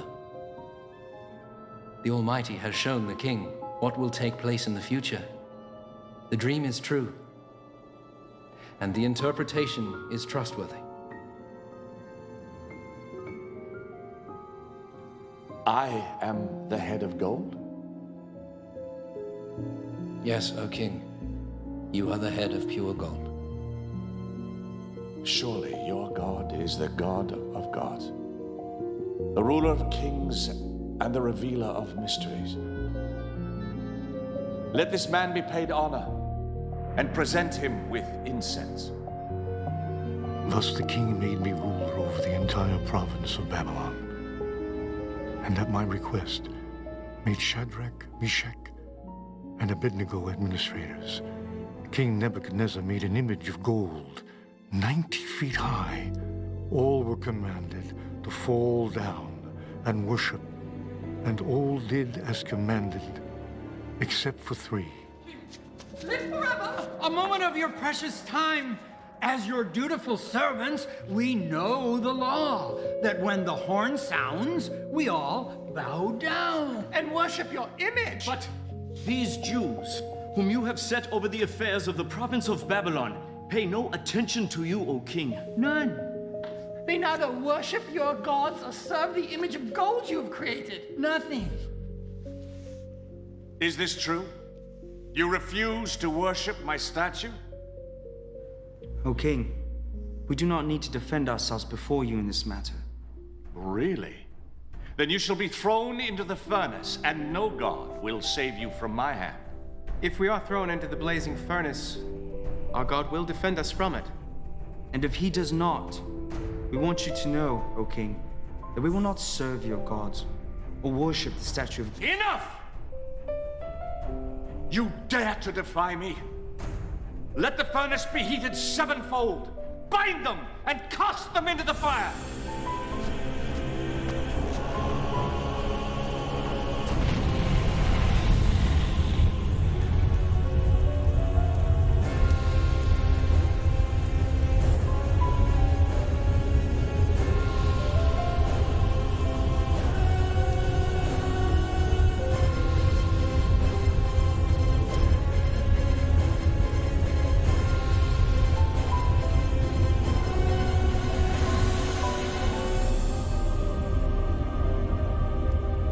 There were 3 thrown into the fire.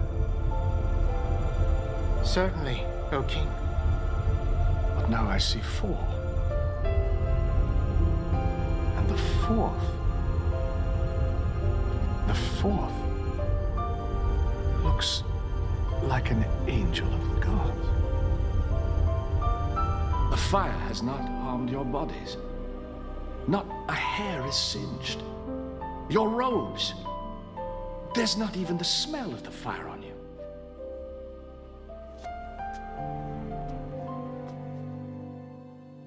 Praise be to your God, who sent his angel to rescue his servant. You trusted in him. You defied my commands. You were willing to give up your lives rather than serve any but your own God.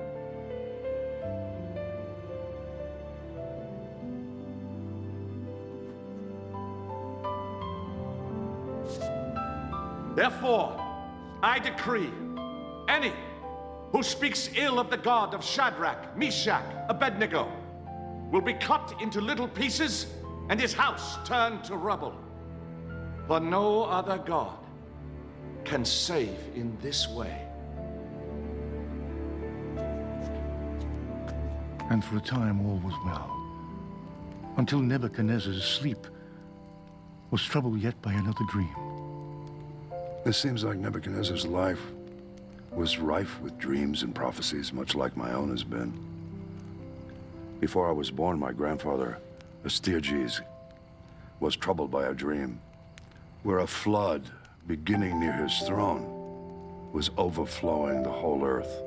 When he went to his astrologers and his diviners for an interpretation, they told him that his grandson was destined to one day usurp him. So he sent his daughter Mandane into exile, and when a son was born to her, he conspired to have it stolen and exposed on a hilltop to die.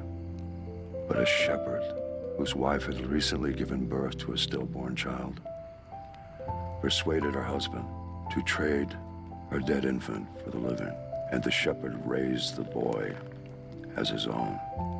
The king, upon being presented with the dead infant, repented of his crime He didn't learn until 10 years later that the boy was actually alive, at which time he pardoned the boy and restored him to his rightful parents. And for a time, the matter was forgotten. Until one day, years later, when you marched into your grandfather's city at the head of your troops and seized the throne of Medea, taking the old man captive. And the prophecy was proven true. Old Astyages, he knew of the prophecy, but he was powerless to overcome it. As all men are powerless to prevent their fate, if the prophesizing be true. Listen then, as I tell of the prophetic vision that led to Nebuchadnezzar's madness.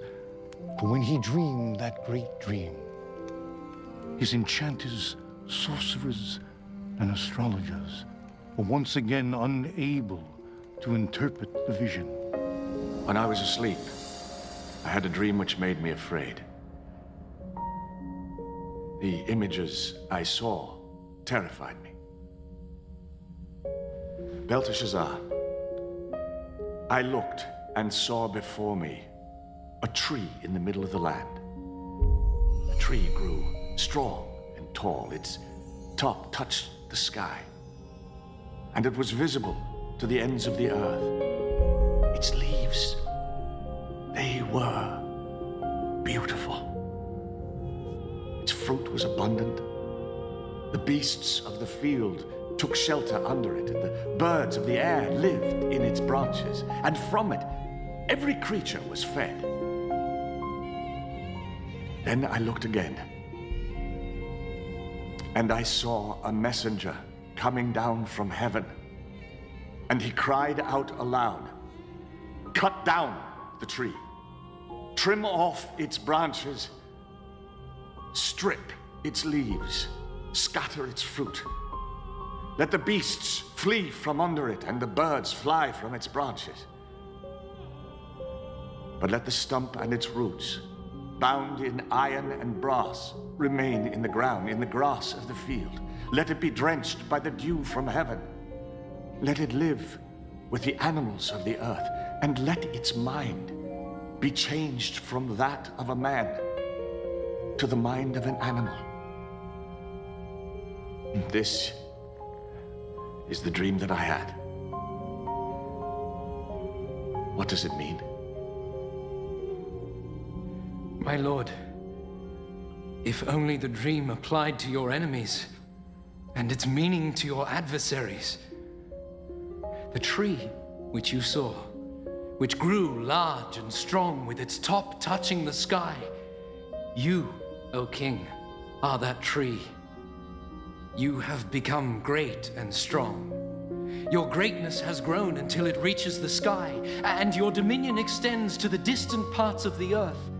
But you saw a messenger, a holy one, coming down from heaven, saying, "Cut down the tree and destroy it, but leave the stump bound with iron and bronze in the grass of the field, while its roots remain in the ground.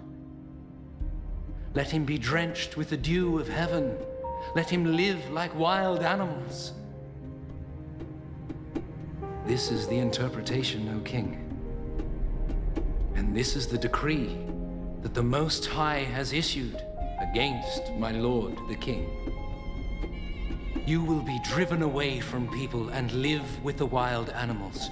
You will eat grass like cattle until you acknowledge that the Most High is sovereign over the kingdoms of men and gives them to anyone he wishes. The command to leave the stump of the tree with its roots means that your kingdom will be restored to you when you acknowledge that the Most High rules. Therefore, O king, be pleased to accept my advice. Renounce your sins by doing what is right, and your wickedness by being kind to the oppressed. Seek the Lord while he may be found. And it may be that your prosperity will continue. But the memory of kings is often short. And 12 months later, when the king was walking on the roof of the royal palace of Babylon, In all the world, is there anything like this? No, my king. My great wall, which, mountain-like, cannot be moved, I've made with mortar and brick. Its foundations I've placed upon the very bosom of the underworld. Its top I've raised mountain high. Is this not the great Babylon that I have built as my royal palace with my mighty power for the glory of my majesty? His words were still on his lips when a voice came down from heaven. Nebuchadnezzar, for your arrogance and your failure to give glory to the Most High, your authority is stripped from you. Go now from this kingdom which you claim. Your mind shall be reduced to that of an animal, and you will wander the land until you acknowledge the glory of God as above your own. Immediately what had been said about Nebuchadnezzar was fulfilled.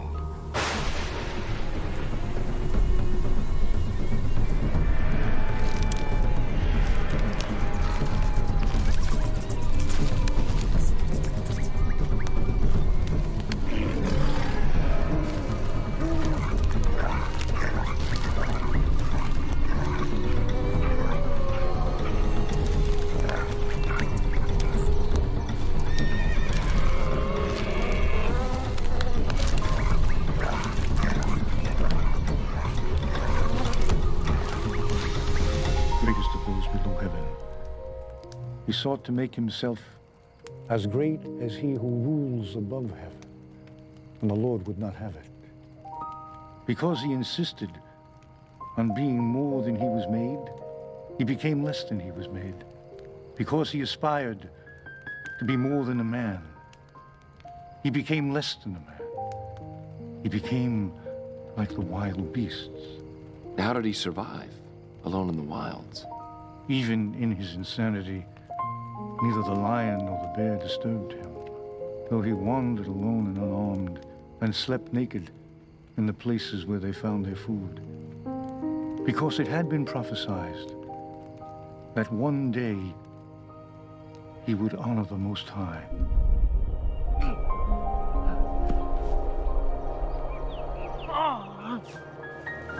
For 7 years he ranged the wild lands of Babylon. But it was not until the full time of his exile was completed that he turned his eyes toward heaven and declared, Praise be to the Most High. Honor and glory to him who lives forever. Rise, Nebuchadnezzar.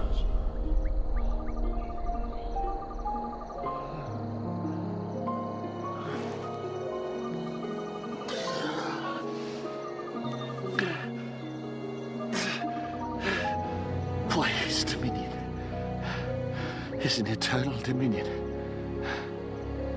Before him, all the people of the earth are regarded as nothing. He may do as he pleases with the powers of heaven and all the people of the earth, and no one may say him nay.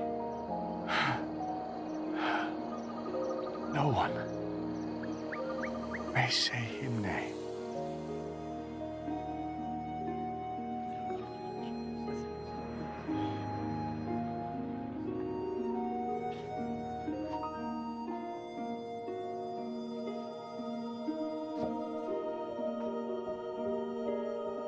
Beware your place, for I am not as I was. Let it be recorded that I, Nebuchadnezzar, do praise, exalt, and glorify the King of heaven, because everything he does is right, and all his ways are just. And those who walk in pride, he is able to humble. And so Nebuchadnezzar returned to his throne. But eventually he was gathered to his fathers, and a series of new kings came to the throne, none lasting more than a short time. You're about to tell about the downfall of Babylon, are you not? I am. Well, at last we come to the part of the tale where I have some knowledge to share. For though I had conquered from east to west, Babylon was the last to resist me, and I dreaded its siege. For Babylon's wealth had allowed her to lay in enough grain to last for years, and her towers, walls, and gates were so formidable that even untrained men could defend them with ease. Walls too high to scale, with parapets wide enough for chariots to patrol them, and a river-fed moat to cross before even getting there. It was enough to freeze the heart of even an old soldier such as I am. Then one night as I lay on the ground, courting sleep that would not come, a thought came to me. From whence it came, I do not know. Like some spirit of God whispered it in my ear. But the river Euphrates, which flowed down to Babylon, raised above its natural level, hemmed in by dams and dikes. But if dams were opened full and the dikes were broken, the river, which ran straight through the heart of the city, would fall to nothing. An army poised and ready to strike could march into the city on its dry riverbed, underneath the gates designed to repel ships when the river was at its normal level. And I suddenly realized I'd been given a key to defeat the mighty Babylon. It was as though in all the world, throughout all of history, I was the only one that had the thought. All it required was the right moment to act. A night when every man in Babylon, from the least to the king himself, would drink himself ill in honor of their gods, who were naught but worthless idols and could not protect them. Listen, O king, and I will tell of the second king of my story, Belshazzar, king of Babylon, both foolish and wicked, of equal measure.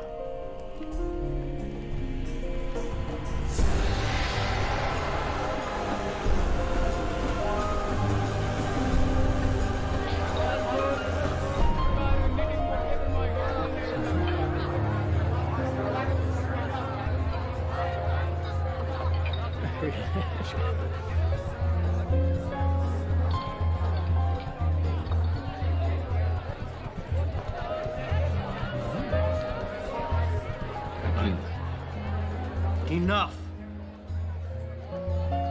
We still have our threefold walls with their battlements.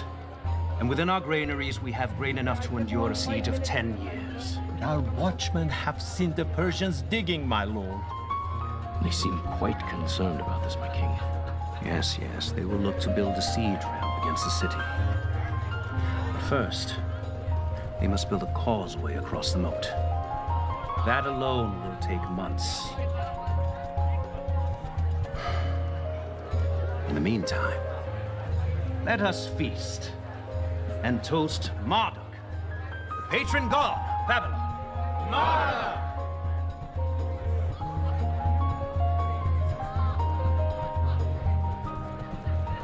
These cups have a taste,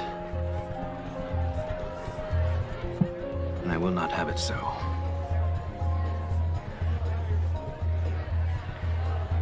Bring me the golden vessels from the Temple of Jerusalem. But my king, is it wise to use the vessels? My king, these cups are considered sacred. Are they not, my king? Perhaps in Jerusalem! By that pathetic desert deity of Judah. But here they are spoiled for our gods. And they would have me use them as I see fit. Bring them!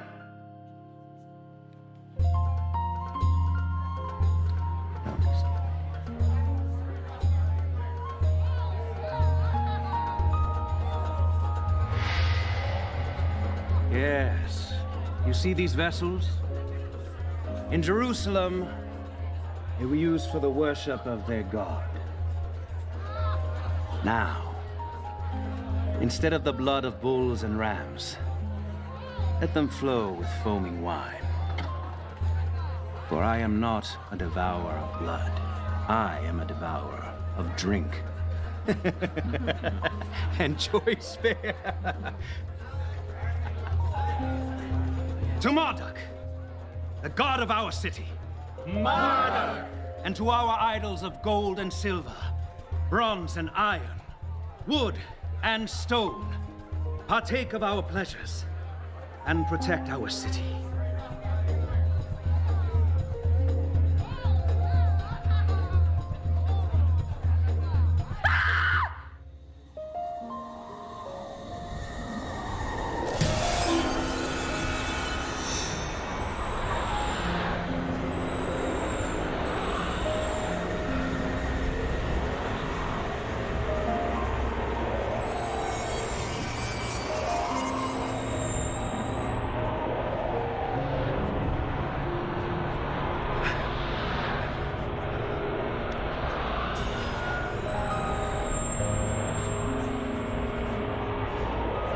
Whoever reads this and tells me what it means shall be clothed in purple and have a gold chain placed around his neck and be made third highest ruler in the kingdom.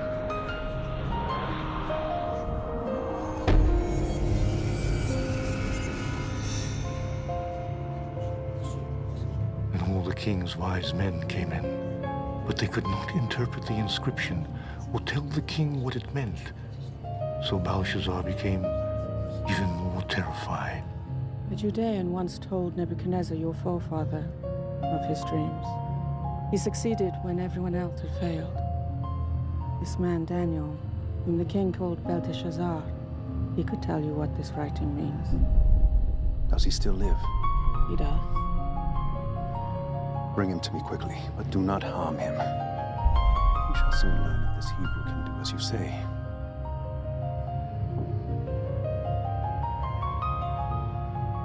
Nothing, it would seem. It's too sacred not to be profaned under the influence of wine. Nothing, King.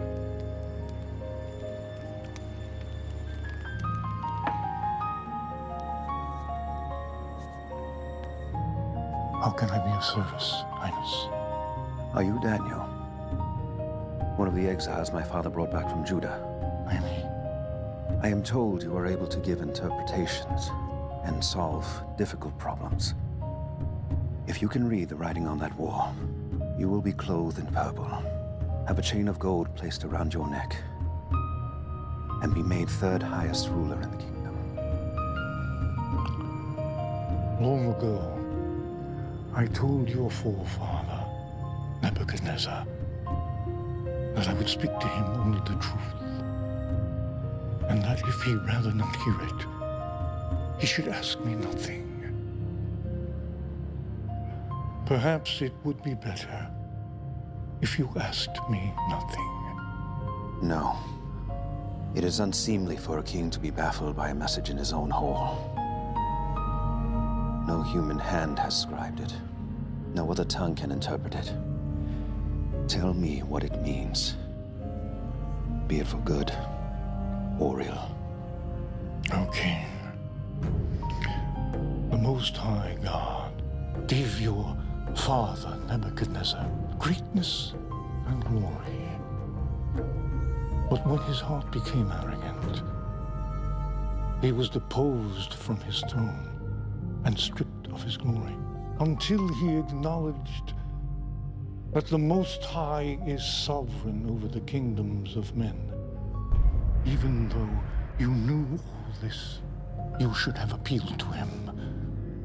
Instead, you set yourself up against the Lord of heaven.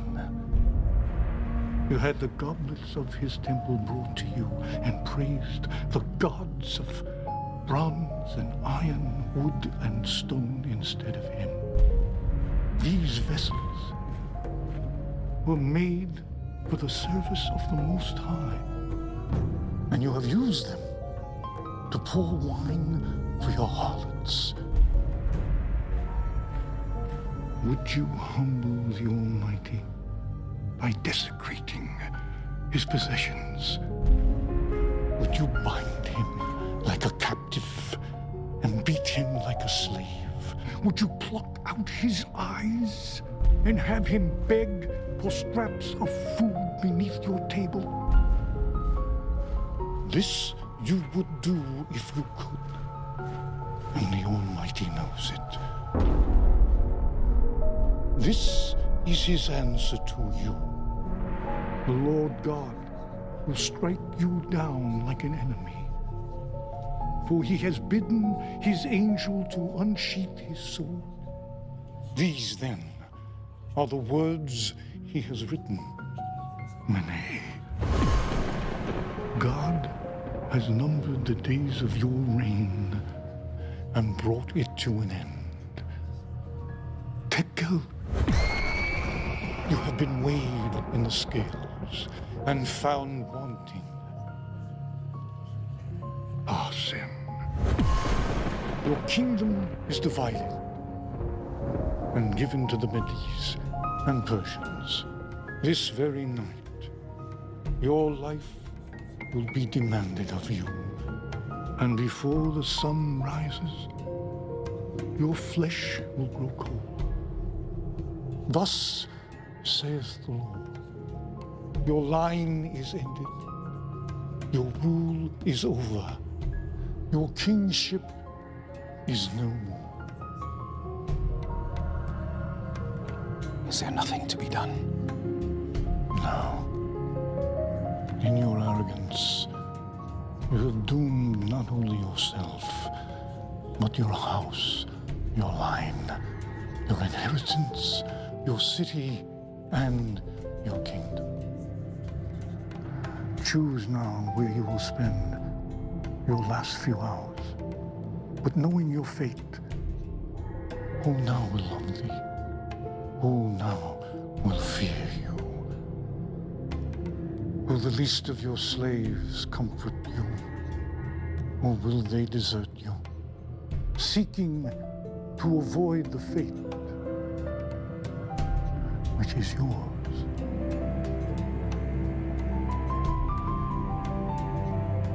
Let it be as I have commanded.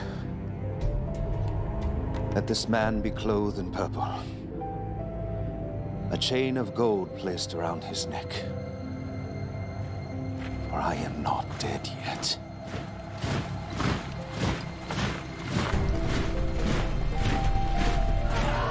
All hail King Darius!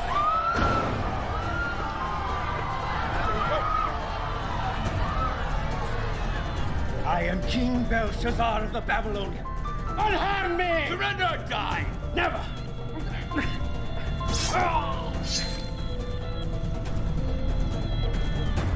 Send word to Cyrus the city's taken in his name.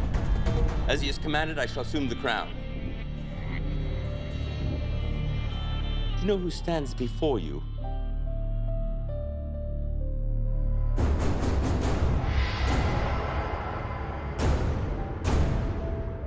You are Darius, the Mede-Persian, uncle and father-in-law to Cyrus, who has, by stratagem, taken this city. By right of conquest, you are now her king. Yes. And you're an official of Babylon. Why should I not kill you? It is true I served Babylon in the days of Nebuchadnezzar, whom I served truly and well. But her latter kings, I did not serve until tonight. How is this possible? It is a reward for letting Belshazzar know that you were about to take the city. Who told you? Have we a traitor in our ranks? It was revealed to me by my God, who sent his angel to scribe the writing on that wall. It is true. He read the inscription and revealed the message. He told the king that he would die this very night. Though brought here as an exile in my youth, by birth I am a Hebrew, from the kingdom of Judea, and I serve the God of my forefathers. The Most High reveals to me what he sees fit. Am I to believe your God revealed my coming to you? If I was to lie, would this be the lie I would choose? Who else could have revealed your deepest secret and known ahead of time that you would succeed, or known with certainty that you would slay Belshazzar?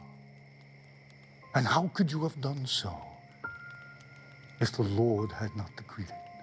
For is it not by the hand of the Most High that both victories and disasters come?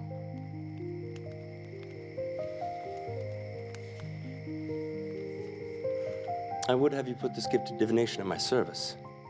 Yet how do I know I could trust you, Hebrew? I will speak to you honestly, my king.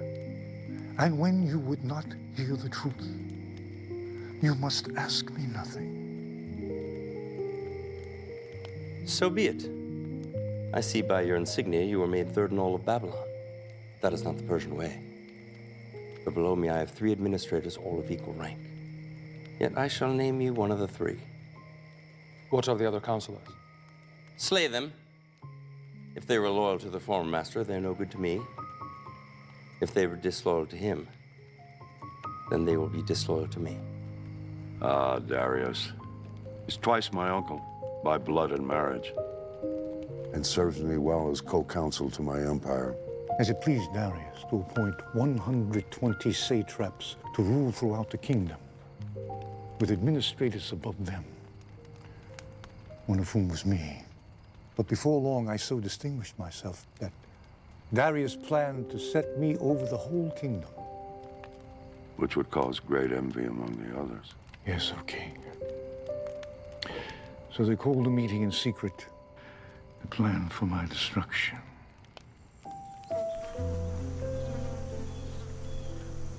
Are we safe? Did anyone see you? No. Why are we meeting so far from the city? Do you think it would be wise for this meeting to be overheard by anyone? Are you sure you weren't followed? Not unless whatever's following has wings. We don't have much time. Daniel being put over us, if we allow it to stand, means our demise. Once he is in charge, he'll be looking into everything we do. Perhaps we should eliminate him. How? A hunting accident. He doesn't hunt. A sudden illness or a drowning. Who would believe it? Maybe we can ensnare him. How? There is no corruption in him, nor any negligence. He is as diligent as he is skillful. There must be some way. He claims he's so effective because 3 times a day his heart inclines to the city of God. There's a spirit of excellence in him. In every test he has proven faithful. No one is that honest. On the contrary. I had a man tried to bribe him once, and a very generous bribe at that. He would have no part of it. Such a man is dangerous. How long before he learns that we've been generous with ourselves and covered the thefts with false accounts? We'll never be able to find any basis for charges against him unless it has something to do with that God of his. That invisible God of his. No altars, no shrines, no idols, laying claim to every good thing, yet somehow not responsible for the bad. I've seen him praying before his window, on his knees facing Jerusalem, morning, noon, and night, always the same. Then perhaps we need to make him stop. He won't do it. Then perhaps we need to make sure he continues. You say there is nothing anyone can do to stop his prayers? No, nothing. What if the penalty for this devotion of his was death? If we could forbid his prayers for an entire month under penalty of immediate execution? Don't be ridiculous. He'll just stop praying. No, he won't. I know him. He can't keep himself from praying to that God of his for 1 day, let alone a month. Well, I still don't see how it'll ever work. The king knows that Daniel and his people pray continuously, and only to one God. Which is why we need to disguise our purpose. More fitting testimony to your honesty could not have been made. Had there been any infidelity in your record, they would have discovered it. Indeed, they could find nothing amiss in my work, either willfully nor through negligence or lack of care. So they tried to trip me up with my prayers.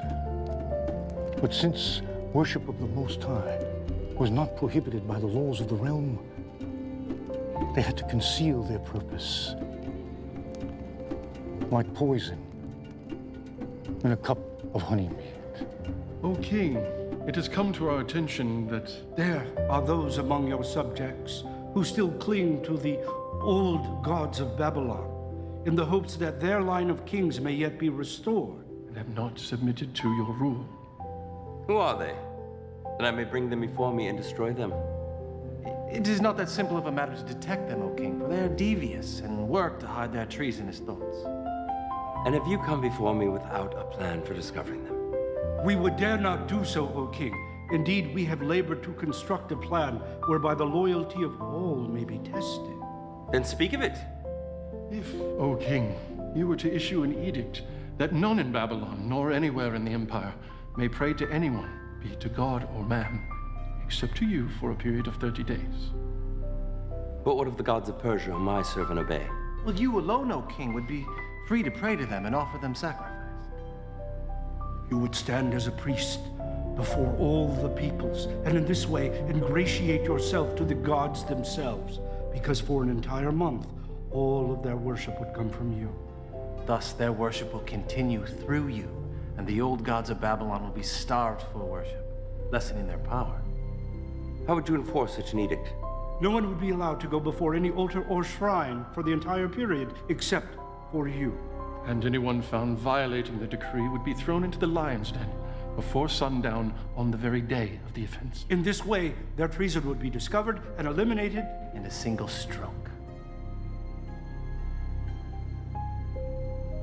I approve your plan. I, Darius, command it be made so. In anticipation of your approval, O king, we have taken the liberty of drafting the edict and bringing it along. Well done. Bring it here that I may fix my seal.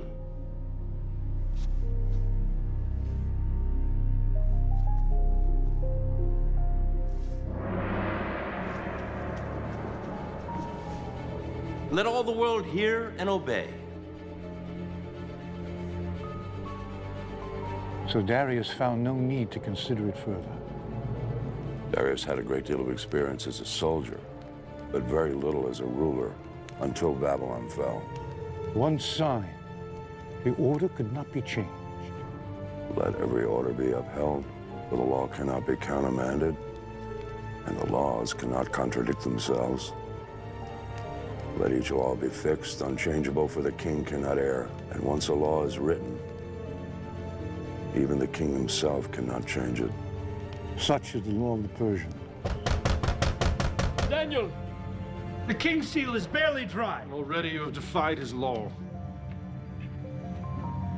You made your choice. You chose your God over your king. Take him away!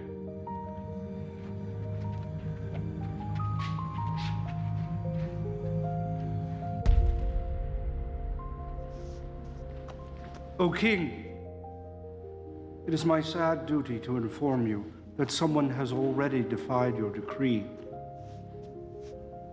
Bring him to me. Bring forth the prisoner!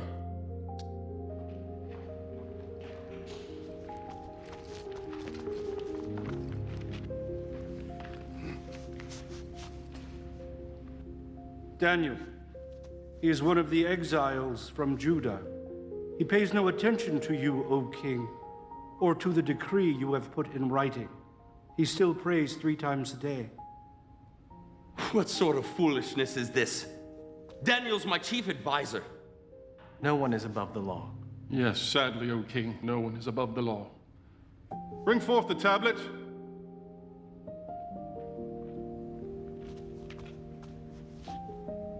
Is this not the edict from the king, signed with your own seal? Let it be known that for the next 30 days, anyone who prays to any god or man other than Darius the king shall be thrown into the lion's den on the same day the offense is discovered. By my hand and seal, Darius the king, ruler of the Medes and Persians.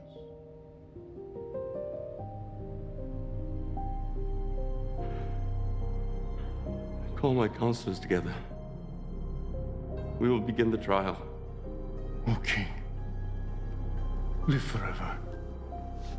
There is no need of a trial. I am guilty. knowing the king's command, I have disobeyed it. The commands of the king are immutable, and once uttered, cannot be changed. I shall command my wise men to make every effort to search out some reason that the law may be found unenforceable. I do not think they will find one. Let them search, O king, but only for a short time. Because your own law commands that sentence be carried out the day of the offense. Already, the shadows are starting to grow longer, and you have only until sunset. Darius was angry with himself for allowing himself to be fooled, seeing that their purpose was not for his honor and glory, but rather for my destruction. And so Darius had the law book searched to discover if there might be some legal way to spare my life.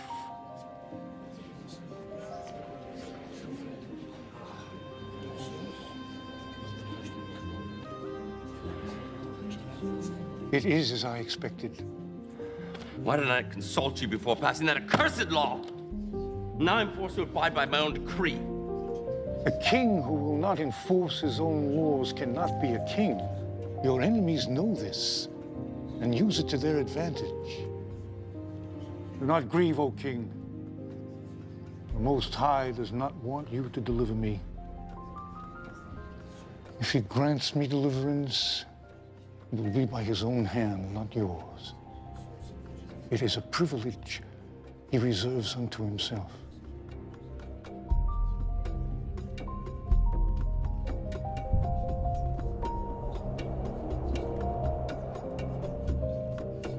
And now it is time, O king.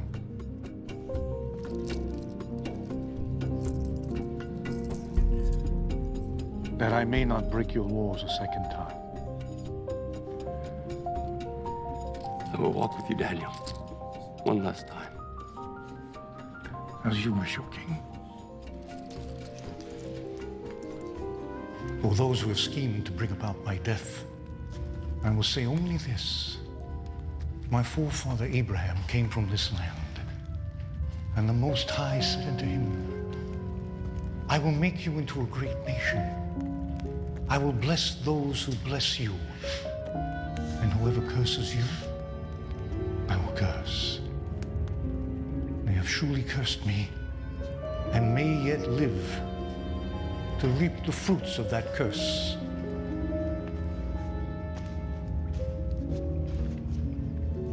A cup of wine from the king's own hand. I cannot drink it, O king.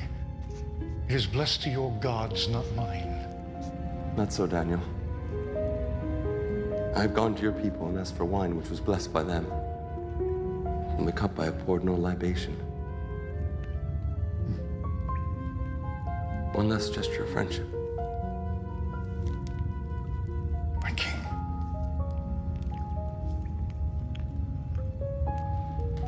Goodbye, my friend. Farewell, but perhaps not goodbye. We have yet to see what the dawn will bring.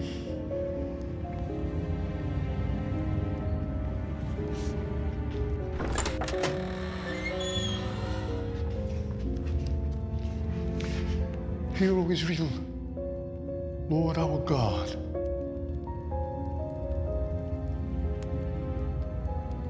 The Lord is one.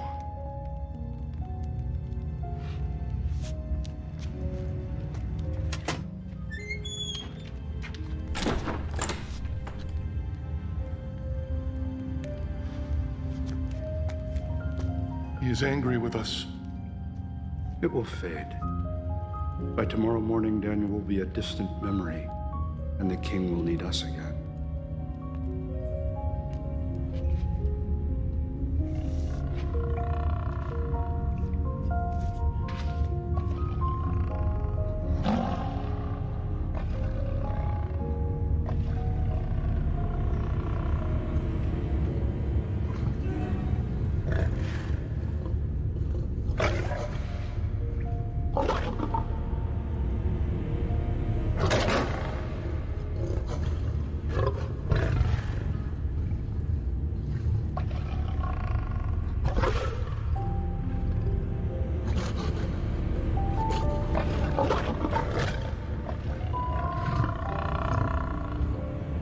Have mercy on me, O God.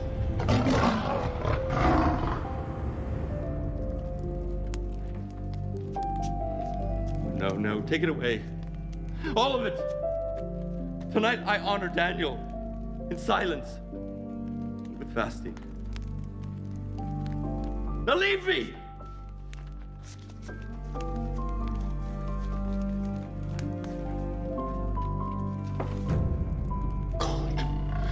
Have mercy on me.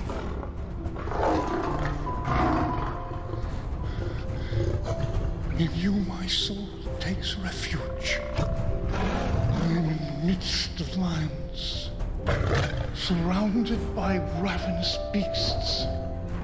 Whose teeth are spears, whose tongues are sharp as swords. I call upon your name, O Lord. From the depths of the pit, hear my plea. Come near. You say, do not fear. O Lord, take up my case. Redeem my life.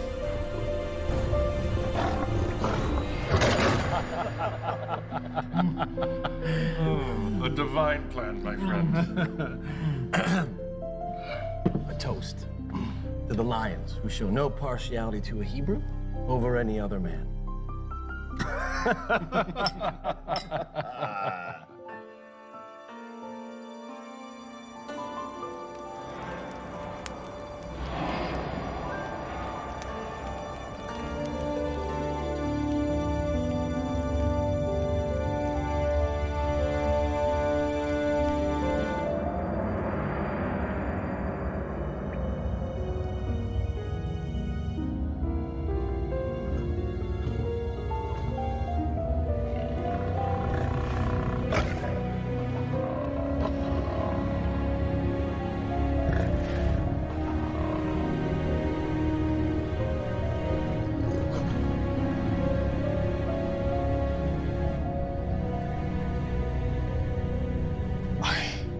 Extol the Lord at all times. His praise be ever on my lips. But those who seek the Lord will lack for no good thing. A righteous man may have many troubles, but the Lord rescues him from them all.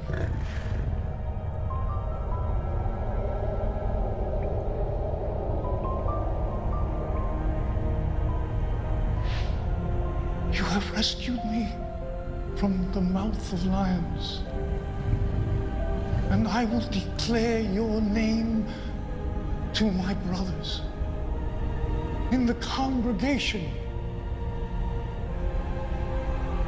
I will praise you. Out of my way, Daniel, servant of the living God. Has your God been able to save you?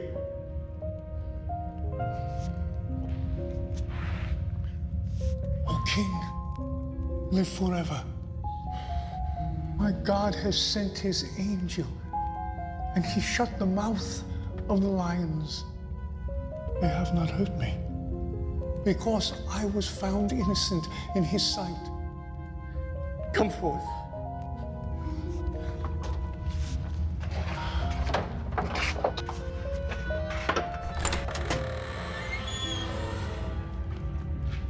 Behold, there is no sign of wound on him, for he is trusted in his God. Surely your God is above all men. For while you were in the lion's den, you were in his hand. How much must the man pay if he steals another man's treasure? With his hands, perhaps. But what if that man who is robbed is the king, and the treasure is prized possession? Is there any penalty less than death which will do? If so, speak now and let me consider it. But, O king, he is a Hebrew. Why should you put such trust in him? This Hebrew is the greatest treasure I possess. He speaks to his God, and more importantly, his God speaks to him. You have deceived me as to your purpose. You fashioned my own words as a snare about my feet, knowing my edict could not be reversed. But the living God, the God of Daniel, has delivered him out of my hand. For 6 days they have hungered, but today they shall feed. No, no, no, no, no!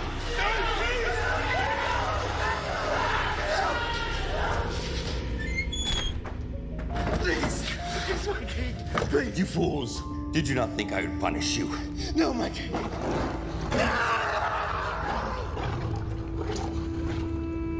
They have spread a net for my feet. I was bowed down in distress. They have dug a pit in my path, but they have fallen into it themselves. I, Darius, issue a decree that in every part of my kingdom people must fear and reverence the God of Daniel. For he is the living God, and he endures forever. His kingdom will not be destroyed. His dominion will never end. He rescues and he saves. He performs signs and wonders in the heavens and on the earth.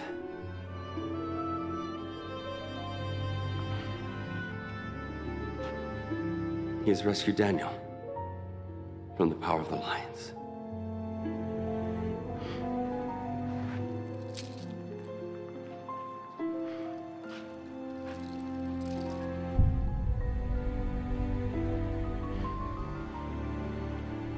And so I served Darius throughout his reign. However, my heart still longed to see Jerusalem. For 70 years I had waited, and I knew our time was near.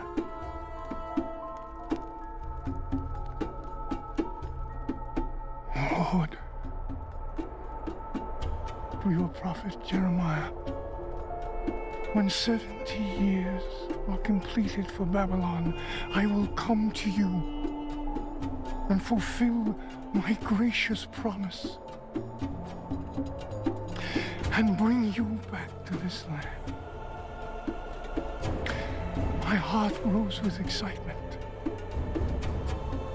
that now that time has come.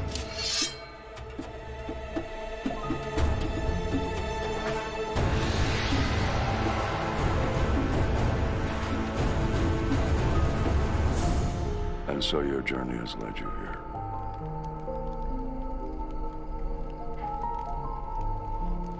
You've spoken of 3 kings, Nebuchadnezzar the mighty, Belshazzar the foolish, and Darius, who was deceived. Who is this 4th king? It is he of whom these scrolls speak. It is one chosen by the Most High to perform great and mighty deeds. Before he was ever knitted in his mother's womb. Hear then, O king, the words which were written more than 150 years ago. For these are the words of the prophet Isaiah, son of Amos. From the east, I summon a ravenous bird of prey from a far-off land to fulfill my purpose. What I have said, I will bring about. What I have planned, that will I do. A bird of prey. The Lord's chosen will carry out his purpose against Babylon. His arm will be against the Babylonians. He pursues them unscathed by a path he has not traveled before. True. I've never saw the regions of the Euphrates or further westward until I came in conquest. And yet you chased your enemies uninjured. They had no power to rally.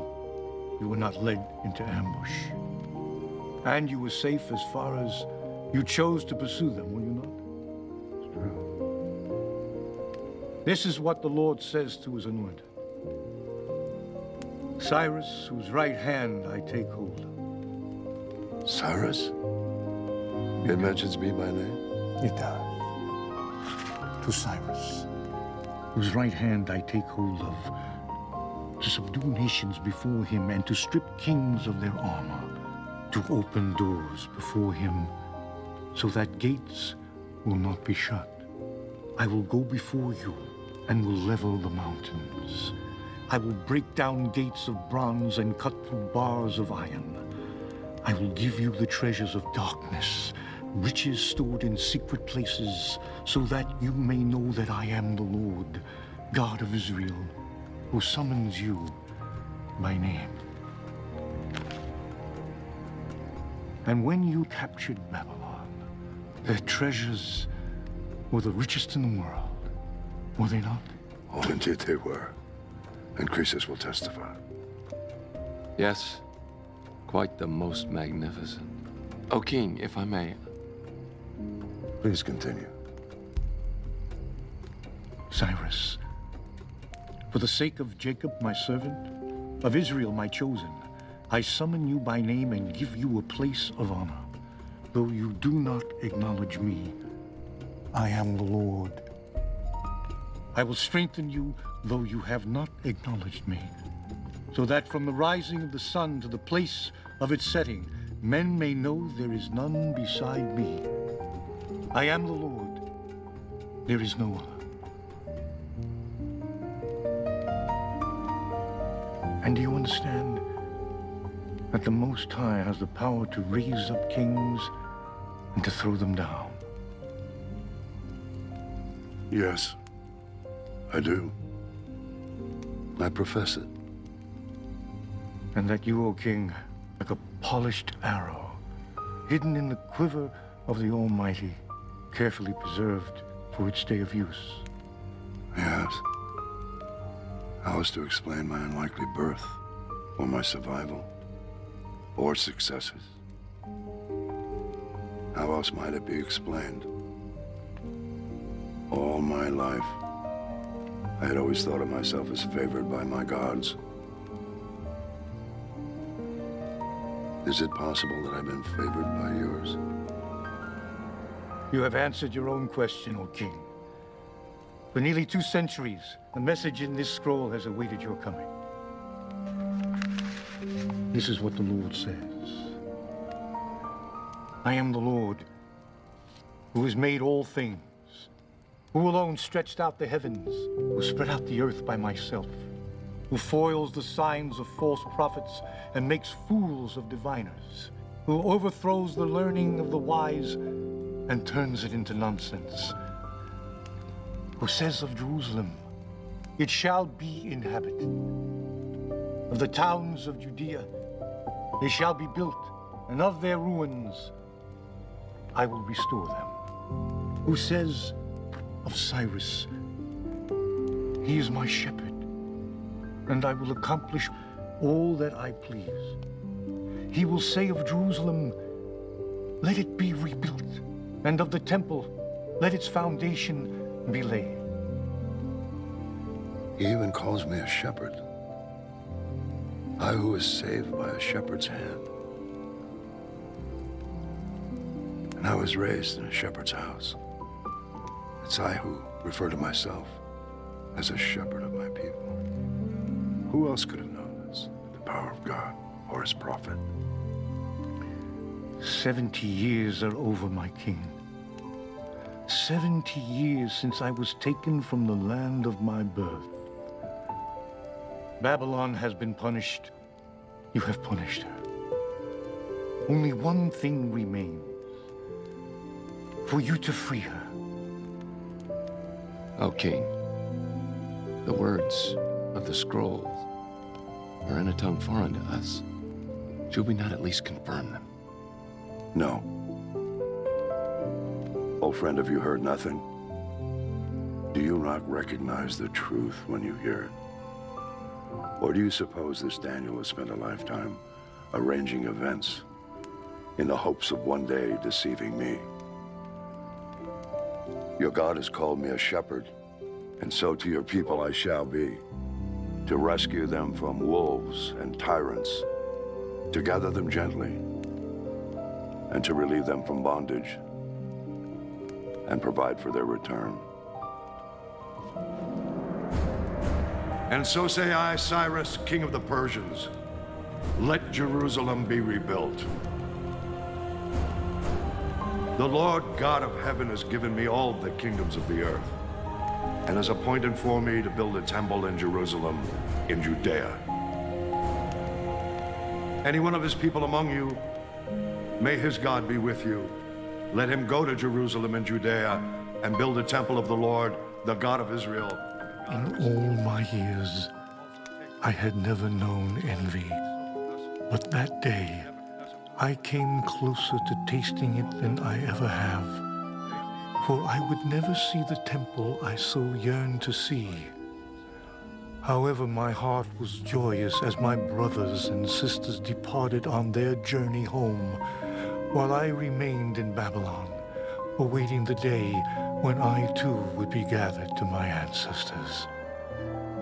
And remember me also, O Lord, and show mercy, according to your great love,